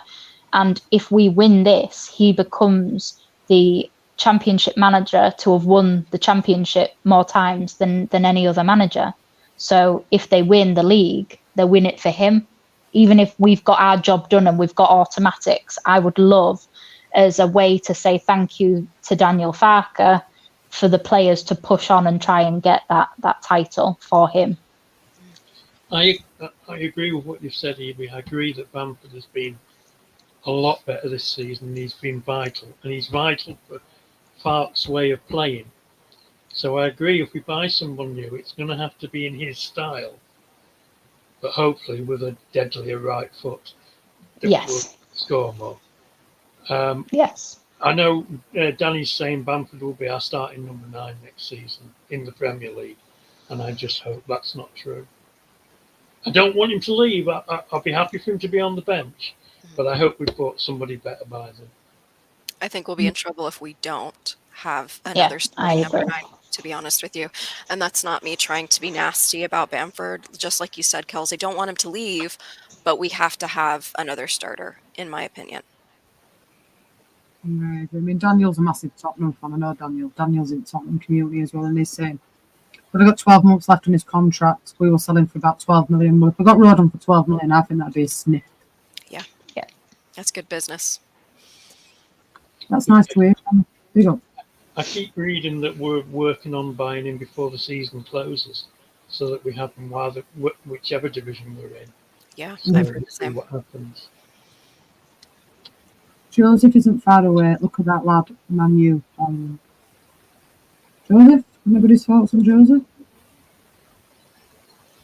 I think he's a good player, but he's young, and I do recognize that we sit and say, or I've said that Archie's, I think, is ready to play in the Prem, but that's not me saying that Archie's going to play wonderfully in the Prem. I think there's going to be a lot of growing up that he does the hard way. If he's starting for us and we're in the Prem, like, that's going to be hard for Archie, because you saw with Chelsea, I mean, some of the quality of the players, you really can't compare. I felt like Saka kind of embarrassed some of our players out there. We were playing our best 11, and you could just see in some of those players, it was just a different quality. It's a different quality of the game. It's a different quality of player. And that, for me, cemented this idea that the 49ers have to reinvest heavily if we go up, with some players that are at a different level. It's different, so that's not being dismissive of anybody that we're playing. They are very, very good at the level they're playing at. The question is, do they make that it's a big jump is what I'm saying. It's a big jump to go from even the very top of EFL up into the Premier League. That's a huge gulf in quality, and we're seeing it right now playing out. The teams that are going to come right back down, they were walking the championship, or they were walking this league last year. It was done by now. They knew they were going up. There was nothing else going on, but they went up, and they're going to come right back down. Like, we're seeing it play itself out. So hopefully the 49ers are taking that as a cautionary tale, that they're going to have to do some heavy investing. And from what I'm reading here stateside, I do think that's going to happen. But I'm kind of curious to see who of this 11 would start if they went straight back into the Premier League. And I'm not quite sure. I do think that we need another number 9. I think we need a higher quality number 9 to start. Okay, good question then. Is Rutter good enough for Premier League number 10 role? Because obviously we've seen in recent weeks that he has gone off the boil a bit, and up against championship quality, you can afford, we've got the quality from other people that we can afford that. So would you go out and buy another number 10, and would Rutter be your starting number 10? This is to everybody. Would Rutter be your starting number 10, or would you go out and buy a specialist number 10? I've got, a new number 10's in my list of what I want them to buy. Because I'm not totally sure Rutter would cut it, and I'm not totally sure that would be his best role anyway in the Premier League as a number 10. So I would definitely go and buy another one. I'm inclined to give Rutter a chance in the Premiership. As in, he's under different management now. If he could finish, it wouldn't be at Leeds, put it that way. That's my personal opinion. That's my personal opinion. And I think a golfing class, when you step up to the Premiership, I actually think he'll do very nicely for us in Premiership. I really do. I think he's got that swagger about him now, what he didn't have when we were in Premiership before. He's got the confidence now. He's dug a hard season as an apprentice, what I call it as an apprenticeship and championship, which is a tough, physical, hard league. And he does get knocked over a lot in every game.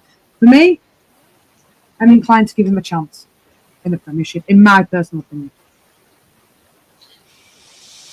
So if you had asked me this question 6 weeks ago, Evie, I would have been like, yeah, of course, he's gonna do it. It's gonna be fine. But the past few weeks, I feel like he's slipped a lot, and the Rutter that I feel like we saw early in the season or kind of mid-season is not what we're seeing now. I don't know if there's a lagging injury. I don't know if he's just getting tired, but I've not been impressed the past 3 or 4 weeks.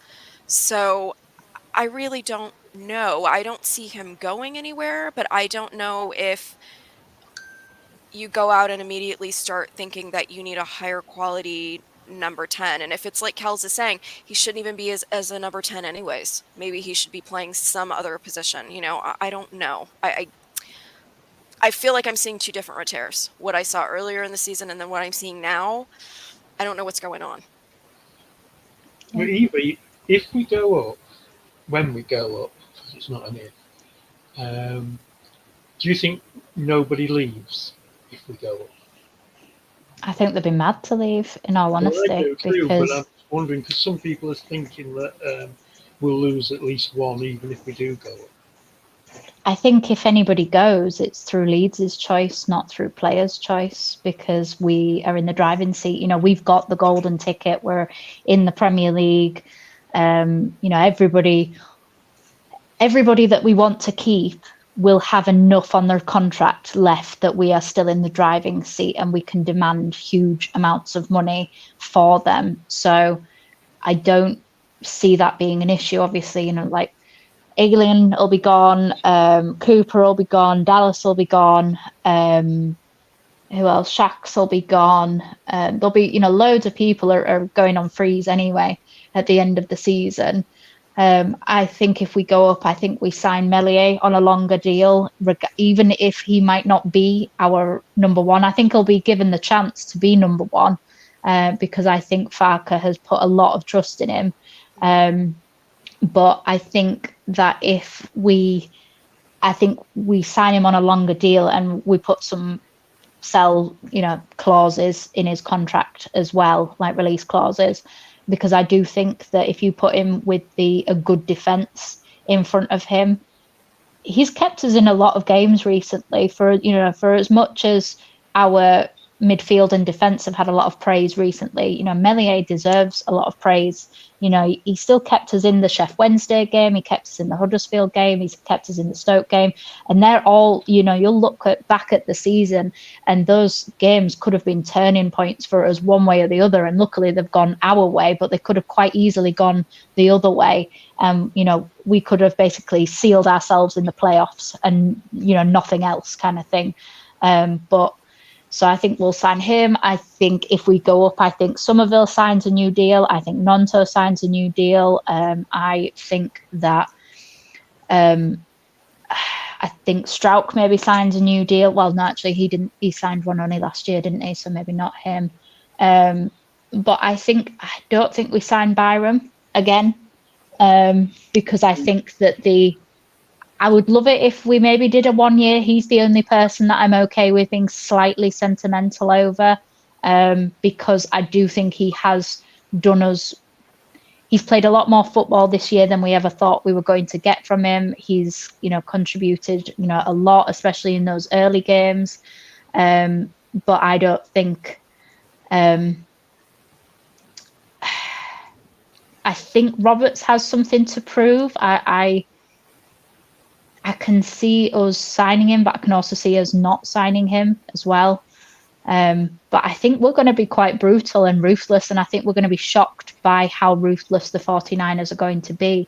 I just hope that they don't take any advice from people at Burnley or Sheffield United specifically, because they got rid of their best players, bought in a load of new ones, tried playing the exact same style of football with completely different players and expected them to gel, and they just haven't, and they've looked pitiful.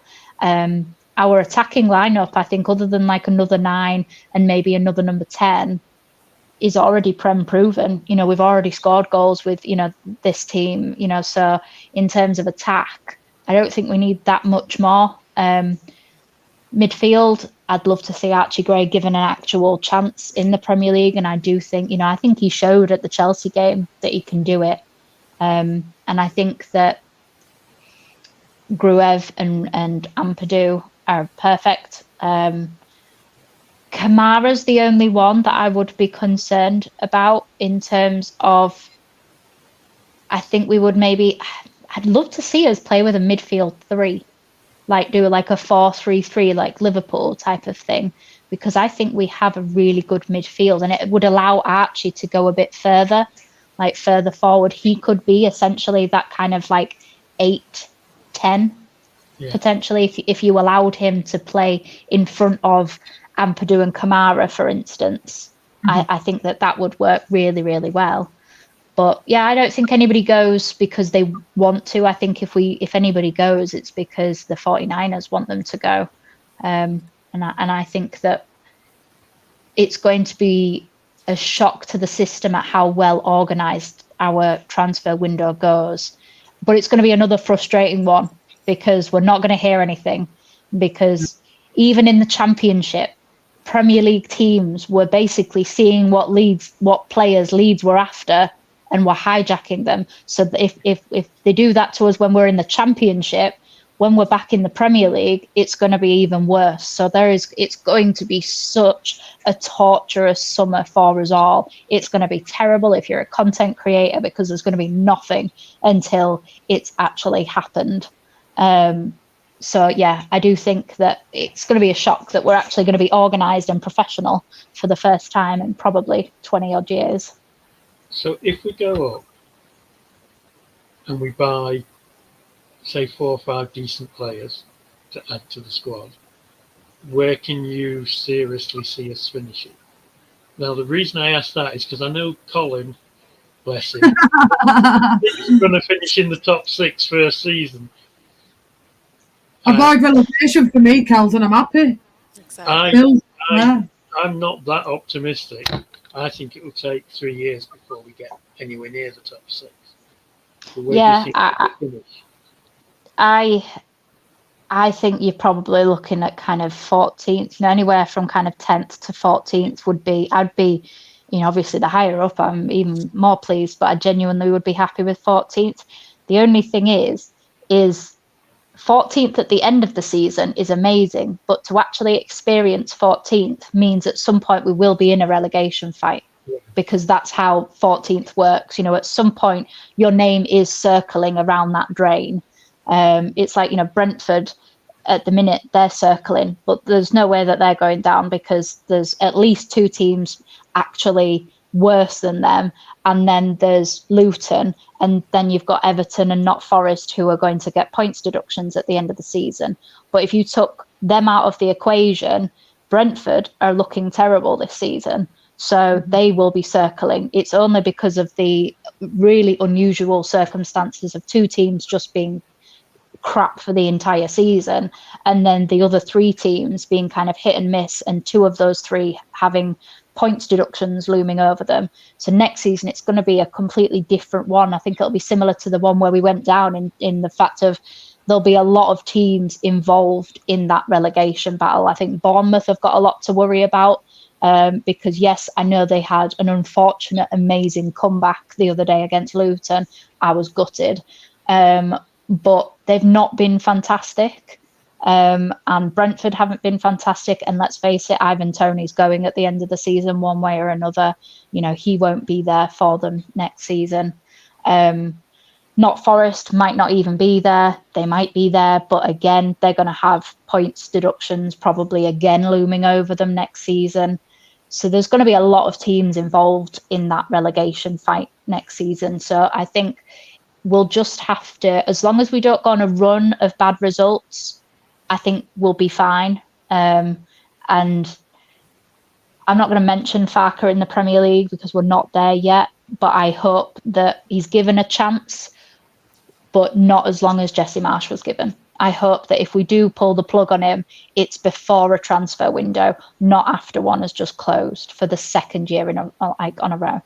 So I think we'll be fine. If we get up, I don't see us going down. I don't see us being a yo-yo club, because they're good at business. And for as much as people don't want to talk about it, the 49ers are businessmen first, and football team owners second. So they want to make money, and the Premier League is where the money is. So they will do whatever they can, logically and practically and pragmatically, in order for us to stay there. But I do agree that it will be several years before we get into Europe. The only difference maybe between us and Newcastle is we have a bigger revenue than they do, in terms of when we were, obviously all the finances has come out just recently, of like Newcastle weren't in that list, Everton weren't in that list, Crystal Palace weren't in that list, Brighton weren't in that list, but Leeds were in that list and we got relegated. Leicester, I think, were maybe 1 place above us, but Southampton weren't on that list. So we're a very marketable club.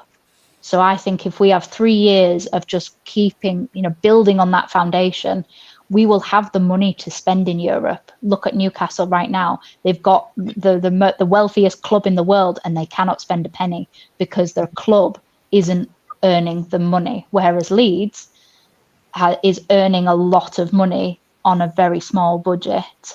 And we've got a worldwide fan base. And that's where you get the generations of fans as well. Yes, Leeds haven't been in the Premier League for a long time, and when we were, it kind of was a bit like a roller coaster. But you've got, parents, grandparents passing on their Leeds trauma onto the next generation. And it means that we've got a really far and wide fan base kind of thing. And the 49ers, I think, are the perfect people to market the hell out of that fan base. I have a question for the panel. Talking about tight races and relegation battles, we're in a really tight race right now. These top 4 teams, the top 3 really, it's tight. And now my understanding is that Leicester may not be getting their points deduction until next season. So given that we're in this really tight battle, how do you feel about that? Does it particularly bother you that Leicester may get through this season with no points deduction and it may come at the beginning of next season?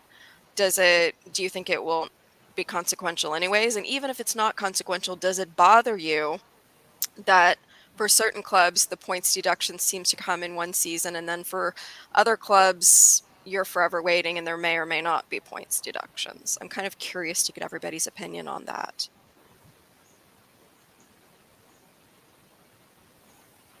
Anybody want to go before I jump in? You can go first, Stevie. You can go first, yeah. Okay.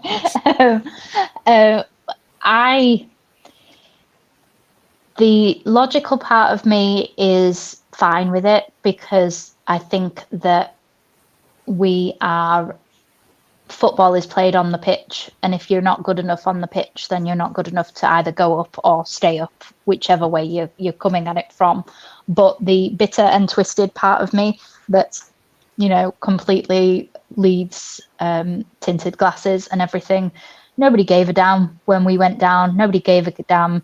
We were the original guinea pig for all of these kind of decisions and points deductions and things, and nobody cared when we went down or anything like that. So I kind of want teams to go down if they do things, for the simple fact of, well, why should everybody care about you now when they didn't care about us then? But and then as well, it does give you it gives you kind of like a get out clause of, you look at Everton, Leicester, not Forest last year, all the 3 teams directly above us are all under investigation for FFP, but those teams still managed to get more points on the board than we did last season. So the only one that irks me most is Everton, because of the fact that they if we swap those points, if we get those 3 extra points when they beat us in that really crap, weird shot from just a weird angle that Melier should have saved, but by that point he had just had no confidence whatsoever.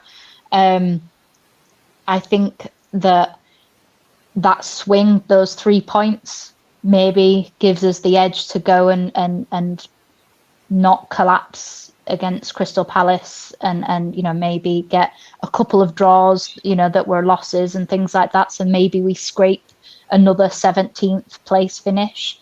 But we were just crap last year football wise, and that's got nothing to do with spending, because we spent a lot of money, we just spent it on crap. So that's our own fault, that's our own mismanagement. We can't blame Everton for that, we can't blame Leicester, we can't blame not Forest. We were crap, our owners were crap, our director of football was a lunatic and a narcissist and an egotistical maniac, and none of that was in Everton's hands, none of that is in Leicester's control. So I think if there's 1 point in it, then you're bitter and twisted about that, but there wasn't 1 point in it. There were so many times we could have saved ourselves last season, but those players, because of our mismanagement of contract situations and the loan release clauses, blah blah blah, that is what sent us down, because the players didn't give a shit. Rafinha gave a shit, Calvin gave a shit, all of these players before in the previous season where we stayed up gave a damn, and last season's team didn't. So it's frustrating, and I don't like to see cheating. So from a purely cheating perspective, whatever, whether it's on the pitch or off the pitch, I want it to be punished, because I don't agree that some teams should get away with it. But I also don't agree that Man City have 115 charges and they just seem to be, hailed as the next coming of Jesus Christ. Like, they're just there winning trebles and, demolishing teams. And you're like, well, okay, but why are you allowed to have 115 charges spanning over like a decade and nothing has happened? So this is where I can understand the Everton, the kind of gripes that they have about Man City, because I can understand that. But they did cheat themselves. Man City at least played attractive football whilst cheating. So Everton just play shit football whilst cheating very, very badly. So yeah, long-winded, incredibly long-winded. So I do apologise, but yeah, football is on the pitch, and we deserved to go down last season because we were crap on the pitch. But I don't know. I kind of want them to get. I want the points deduction to happen next season anyway, because it'd just be hilarious that Maresca gets up and gets fired, and just the Leicester fans would just go into utter meltdown. And it would just be amusing to watch. Yeah, well, it'd just be really funny. Yeah. I don't want Leicester to be able to say to us, "You only won it because we were Yeah. deducted points." Exactly. Fair I point. don't want them to use it as an excuse. And I the do technicality- agree that they do need to be deducted, but I don't care if it's next season. And like you say, the way Man City are making up the charges, if they get deducted, they'll be down in Division 2. Yeah. But they're never going to let that happen, though, are they? Because It's one of those too big to fails, right? And Like there's that's this new thing they're going to do that they're talking about doing next summer only benefits the top 6 more, and half these charges will get forgotten about. yeah. The irony is, though, I genuinely think if we remain stable in the Premier League, that will benefit us as well. We will be part of that conversation because our revenue, and this is why people, go on. Villa weren't on that list, so they got top 4 last season. No, not top 4. They got top 6, top 7. They were in the Conference League, aren't they? So they got into European places, but our revenue we were in a relegation battle for the entire of last season pretty much, and yet our revenue outweighed theirs. Our shirt sales outweighed theirs. We're in the top 20 clubs in the world of our revenue. So how anybody can say that Leeds United is a small club and the X, Y, and Z clubs, Wolves, Villa, Newcastle are bigger clubs than us. Well, money speaks, and the money says, and the shirt sales says, we are up there. We are up there with those teams. So if we get up there and if we are good with our money, those new rules will benefit us because we will have a very large revenue as well. So we just have to get there and remain stable for 2-3 seasons, and then we can start, throwing around, we can tell Haaland to come home and stuff like that. So, Jess would be so excited. I know. He's already me. But I think this show could actually work on a late night on a Friday. Moving forward, if Leeds get promoted, I think this could be a really nice slot to whack in somewhere. Late one. It's actually been well backed. It's done all right tonight. I think we're like, stop being tight and smash the likes. We need 2 more to hit 50, yeah? Make sure we're checking Leeds Day from TV out as well as 2 subscribers away from 100 subs. So if you're new in here, make sure you hit that link and go over and subscribe to it. And last but not least, score predictions for Sunday. 2-1 to Leeds. 2-1. Goal scorers, Kells. Pardon? Goal scorers. Somerville and Rutter.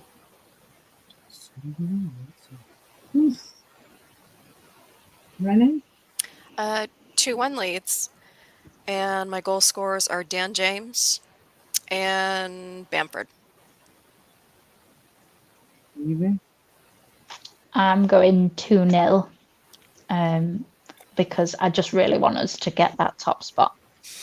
And I think that goal scorers will be Connor Roberts. Ooh, good one. And Bamford. I want Archie Gray to get a goal before the end of the season. Yeah, so do I. I want his goal to be the goal that seals it. Promotion. That's the dream. I That was would be gutted that his goal in the other game got ruled out as a. It's still his for me. I agree. I'm going to go 2-1 to Leeds United, Wilfred Nonto and Patrick Bamford. Now, Carl wants his question asking, so I'll do this one quickly. What's the panel's thoughts on looking at the Japanese, South Korea players for next season, especially strikers, as a lot cheaper than the Euro players and to me are quality? Honestly, Anybody? Yeah. I've got to tap out on the question, Colin, because I am not up on any of the South Korean or Japanese players that are coming up through their leagues. I know where you're getting at, Colin. We're like Minamito and players like that. We're at Liverpool, and I don't get where you're coming with the market in general. Leeds, I've looked at players like that and with injuries and stuff, but it's a bit of a scarce one. Throw some names out there, Colin. Because you just say names. Who do you mean? Hey up, Jordan, mate. How are we doing? 3-0 Leeds. Big up to Jordan. And Liverpool are definitely going to smash Man U on Sunday in FA Cup. Big up to Jordan as well. Big up. I'm like Rennie. I don't really know the market to be able to judge. I mean, there are some really good ones that have come up. I think Endo has been brilliant at Liverpool. But for every Endo, there'll be tons of them that wouldn't cope in our league. So I can't really answer the question.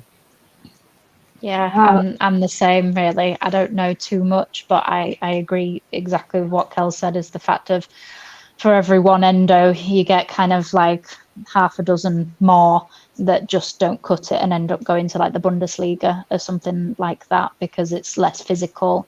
You know, Asian as a very, very, broad generalization, they're a lot more slight than European players, which means that unless they can build up that physicality, it might end up being another Brendan Aronson situation, and you don't want that. Obviously, the good thing is that you, like Colin said, you wouldn't be paying big money for them, and they wouldn't be expecting big wages either. So, excuse me, I've got hiccups. You could maybe take a risk on players because of the fact that they're not going to be a drain on your FFP type of thing. But I don't know enough about them to actually give you an actual, some sort of an answer. If we could do like what Daniel's saying and get somebody like Son, who would boost our revenue and make us big in South Korea and Japan, then yeah, I'm all for it. But I don't know enough about the players to tell you who we should go for. Yeah. We don't want to go too far that direction because it didn't go particularly well with the market last year, with having our American boys with us. I don't want us to become just look at Wolves and how they marketed the Chinese market, and now that money is all dried up and they're in financial trouble as well, and can't afford to buy any more before selling. So I would hate for us to pigeonhole ourselves in any area. I'm not saying America or South Korea or anything like that. We need to have a balance. I think we need more height in the squad, in all honesty, and somebody who can actually just be. And that's again where Bamford is good. He's tall. Nonto's tiny. Dan James is tiny. Somerville's tiny. Rutter's like in between. Pirro's not exactly tall either. So we need some bigger players.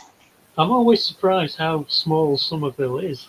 Yeah. Oh yeah, they're all diddy. They're like 5'6". They're between like 5'5" and 5'7". So none of them are big. I'm 5'2.5", so with a good pair of heels, I'd be the same height as Nonto. So, but no, I don't feel like, probably by the sounds of it, any of us are really qualified to answer Colin's question properly. I would swap height with you any day of the week, even. How tall are you, Kels? I'm 5'10". Oh, I want to switch with you, Kels. I'm 5'3" on a good day. I want to be smaller, so Me and Evie are ever so small. It's not fun when you can't reach the top shelf at the grocery store.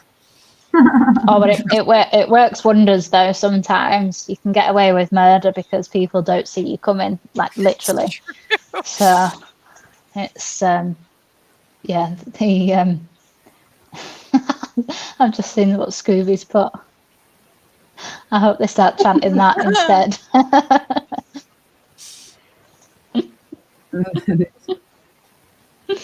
We could have got Keith from off. That's what Colin's saying. Yeah, maybe as a for this season, but we wouldn't have signed him, Cole, for Premiership. No, we'd have only had him for now. And we've got Lord Bamford. Colin. Paddy Power. Paddy Power. Yeah, Paddy Power, whatever you want to call it. Very laid back, Jamie. I was very laid back the other day when I was falling asleep on stream last Saturday. You prepared for tomorrow, Carol? Pardon? You prepared for tomorrow? Got a long stream tomorrow, girl. I know we've got all afternoon, haven't we, as well as tomorrow night. Yeah, because Russell's got his quiz tomorrow night as well. Music, which will be interesting. Oh no. See you later, Jamie, mate. I'm wrapping this one up in a minute anyway, chill. I can't reach top shelves neither. I've got a lad on nights and he's 6'9", so he's so handy for top shelf when you need help filling. Gav, beautiful. I'm like a spider monkey climbing up on the bottom shelves to get to the top shelf. Yeah. I like Home Alone, going up the shelves, climbing up it to get to the top. Yeah, exactly. I have a brilliant use of like wooden spoons at home in order to coax things off the top shelf and stuff. Yeah, same. So I have it down to an art form, and then husband walks in and he's like, "What are you doing? Why didn't you just ask?" Because he's 6'3". So, you know, he just goes and it's like head height for him, and I'm there trying to get to a shelf. But yeah, he's useful. He is, but I think this show's gone down pretty well, so I think we'll probably look at doing something like this. Instead of doing match review, we might do this on a Friday. Later on, like 9:30. Obviously, when you're available, Eva, you can join us as you please. You know what I mean? I know you've got a lot coming on with your new channel, videos, and how ticket gets. Does get busy, but How do we find you on YouTube, Evie? What are you down? Yeah, tell us about your channel, where you're at. Discourse of Peacocks is what it's called. I'm going to do a video tomorrow. It'll mainly be an introduction than anything actual kind of super flashy. I've got a couple of people that I'm hoping are going to help me with, because as you know, Jess, I'm a bit of a technophobe when it comes to anything like YouTube and graphics and things like that. I can make the video, but that's about where my technology knowledge ends.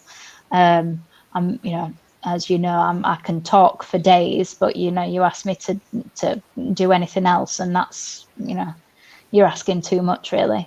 But yeah, I want to do some, bits on kind of Leeds and how Leeds has helped, hindered, and extended my own knowledge of my own mental health, and how sometimes Leeds is incredible for my mental health, and sometimes it is the worst thing that I've ever decided to endure.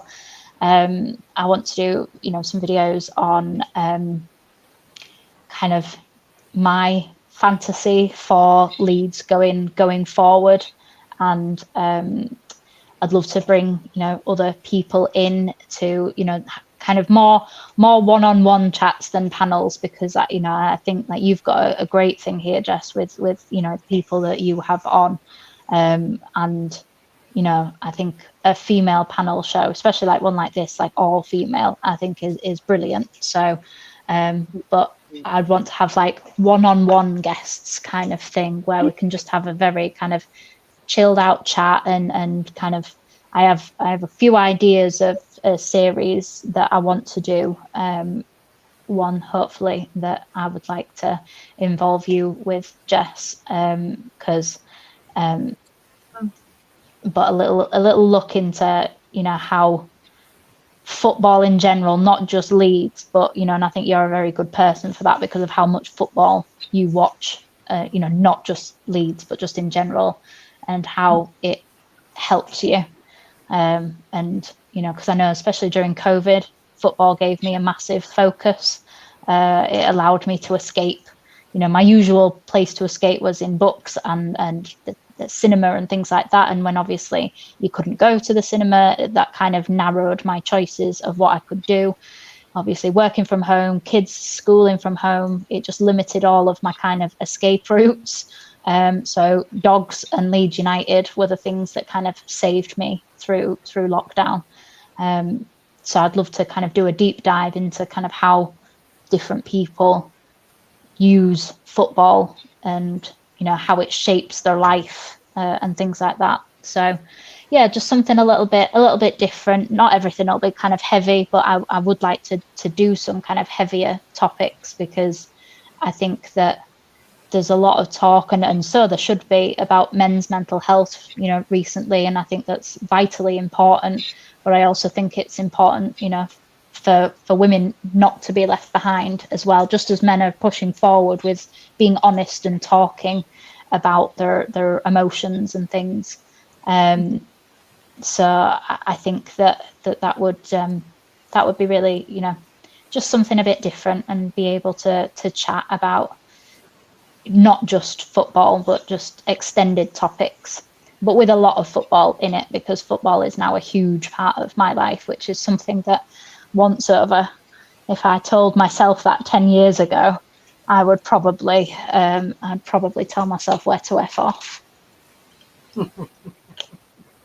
So all things looking good. I'm looking forward to this. It'd be nice to be watching somebody else's channel. Really looking forward to this, Evie, and I know you'll do a fantastic job. You will fly up that algorithm there quite quickly. Believe. But I do think moving forward, this Friday night women's slot would be a nice thing. If everybody's available, I think we'll make it a regular thing. Just discuss Leeds. Something a bit laid back, chilled. It don't always have to be, you know, structured like we do. We can just have a bit of a chat about general football. Absolutely Leeds United promotion women. But I think we can make a bit of a thing of this on a Friday, if everybody's up for that. Obviously, Evie, I know you're very much in demand, mate, and I know you are. If it is on my communities page somewhere, Colin, but if Evie wants to whack a link in chat before we close this stream down, I'm not logged on, and I'm on my phone. Your phone, 1 minute, call there, 1 minute. We said we can get to my community page and whack it in there before we close the stream down. But I think you'll have a lot of backing with Leeds United community in general anyway, won't you, Evie? You'll do very nicely. Doing really well on Joe's, Not Another Leeds podcast. Joe was in here last Saturday, to be fair. Pubbed his nose. Yes, I saw him. I was just, as I was switching off for the night, I saw. Yeah, he bobbed his nose. And we've had a few bobs. I've been collaborating a lot with Tottenham, to be fair. Really, I've got a really nice Tottenham Hotspur. Yeah, they've got some really nice things. I'm just getting this link here. It feels like ages I haven't had you on, Evie, to be fair. Really long time. I don't know why. I'm always watching whenever I'm watching football. Make sure we go over, check Evie out, hit that subscribe button for Evie. She will be having a video out tomorrow, so make sure we all go across and support Evie on that video. 100%. Robbie's saying it is available for interviews. She will be having a video out tomorrow. So big up to each and every one. So I'm going to wrap the stream up now. We've been going 2 hours and 3 minutes. 30 people in here at best tonight. So big up to each and everyone that's joined us tonight. 50 likes on the video, so that's massive for me and my channel and these ladies that have joined us tonight. Make sure we're checking Evie out at Discourse of Peacock. She's also on Joe's Not Another League podcast. Make sure we go over straight from here and subscribe to Evie's channel. Much appreciated. Kels is on all socials, Facebook and Instagram. Renee's waiting for the Viking ship to come in, but until then, she's available. I've been good tonight. I've been really good. Everybody's been good. Zing. Zing. I will be back tomorrow from 12 noon to do the Wolves Coventry FA Cup game, followed by all the scores on the doors by me, Danny and Kels, bloody hell, and then we're back at 9:30 for Jesper Day and Mad Night. Everybody can join in. The link will be in the stream. Feel free to join us. It'd be nice to get some new faces on as well. We will start doing this Leeds Ladies Live on a Friday.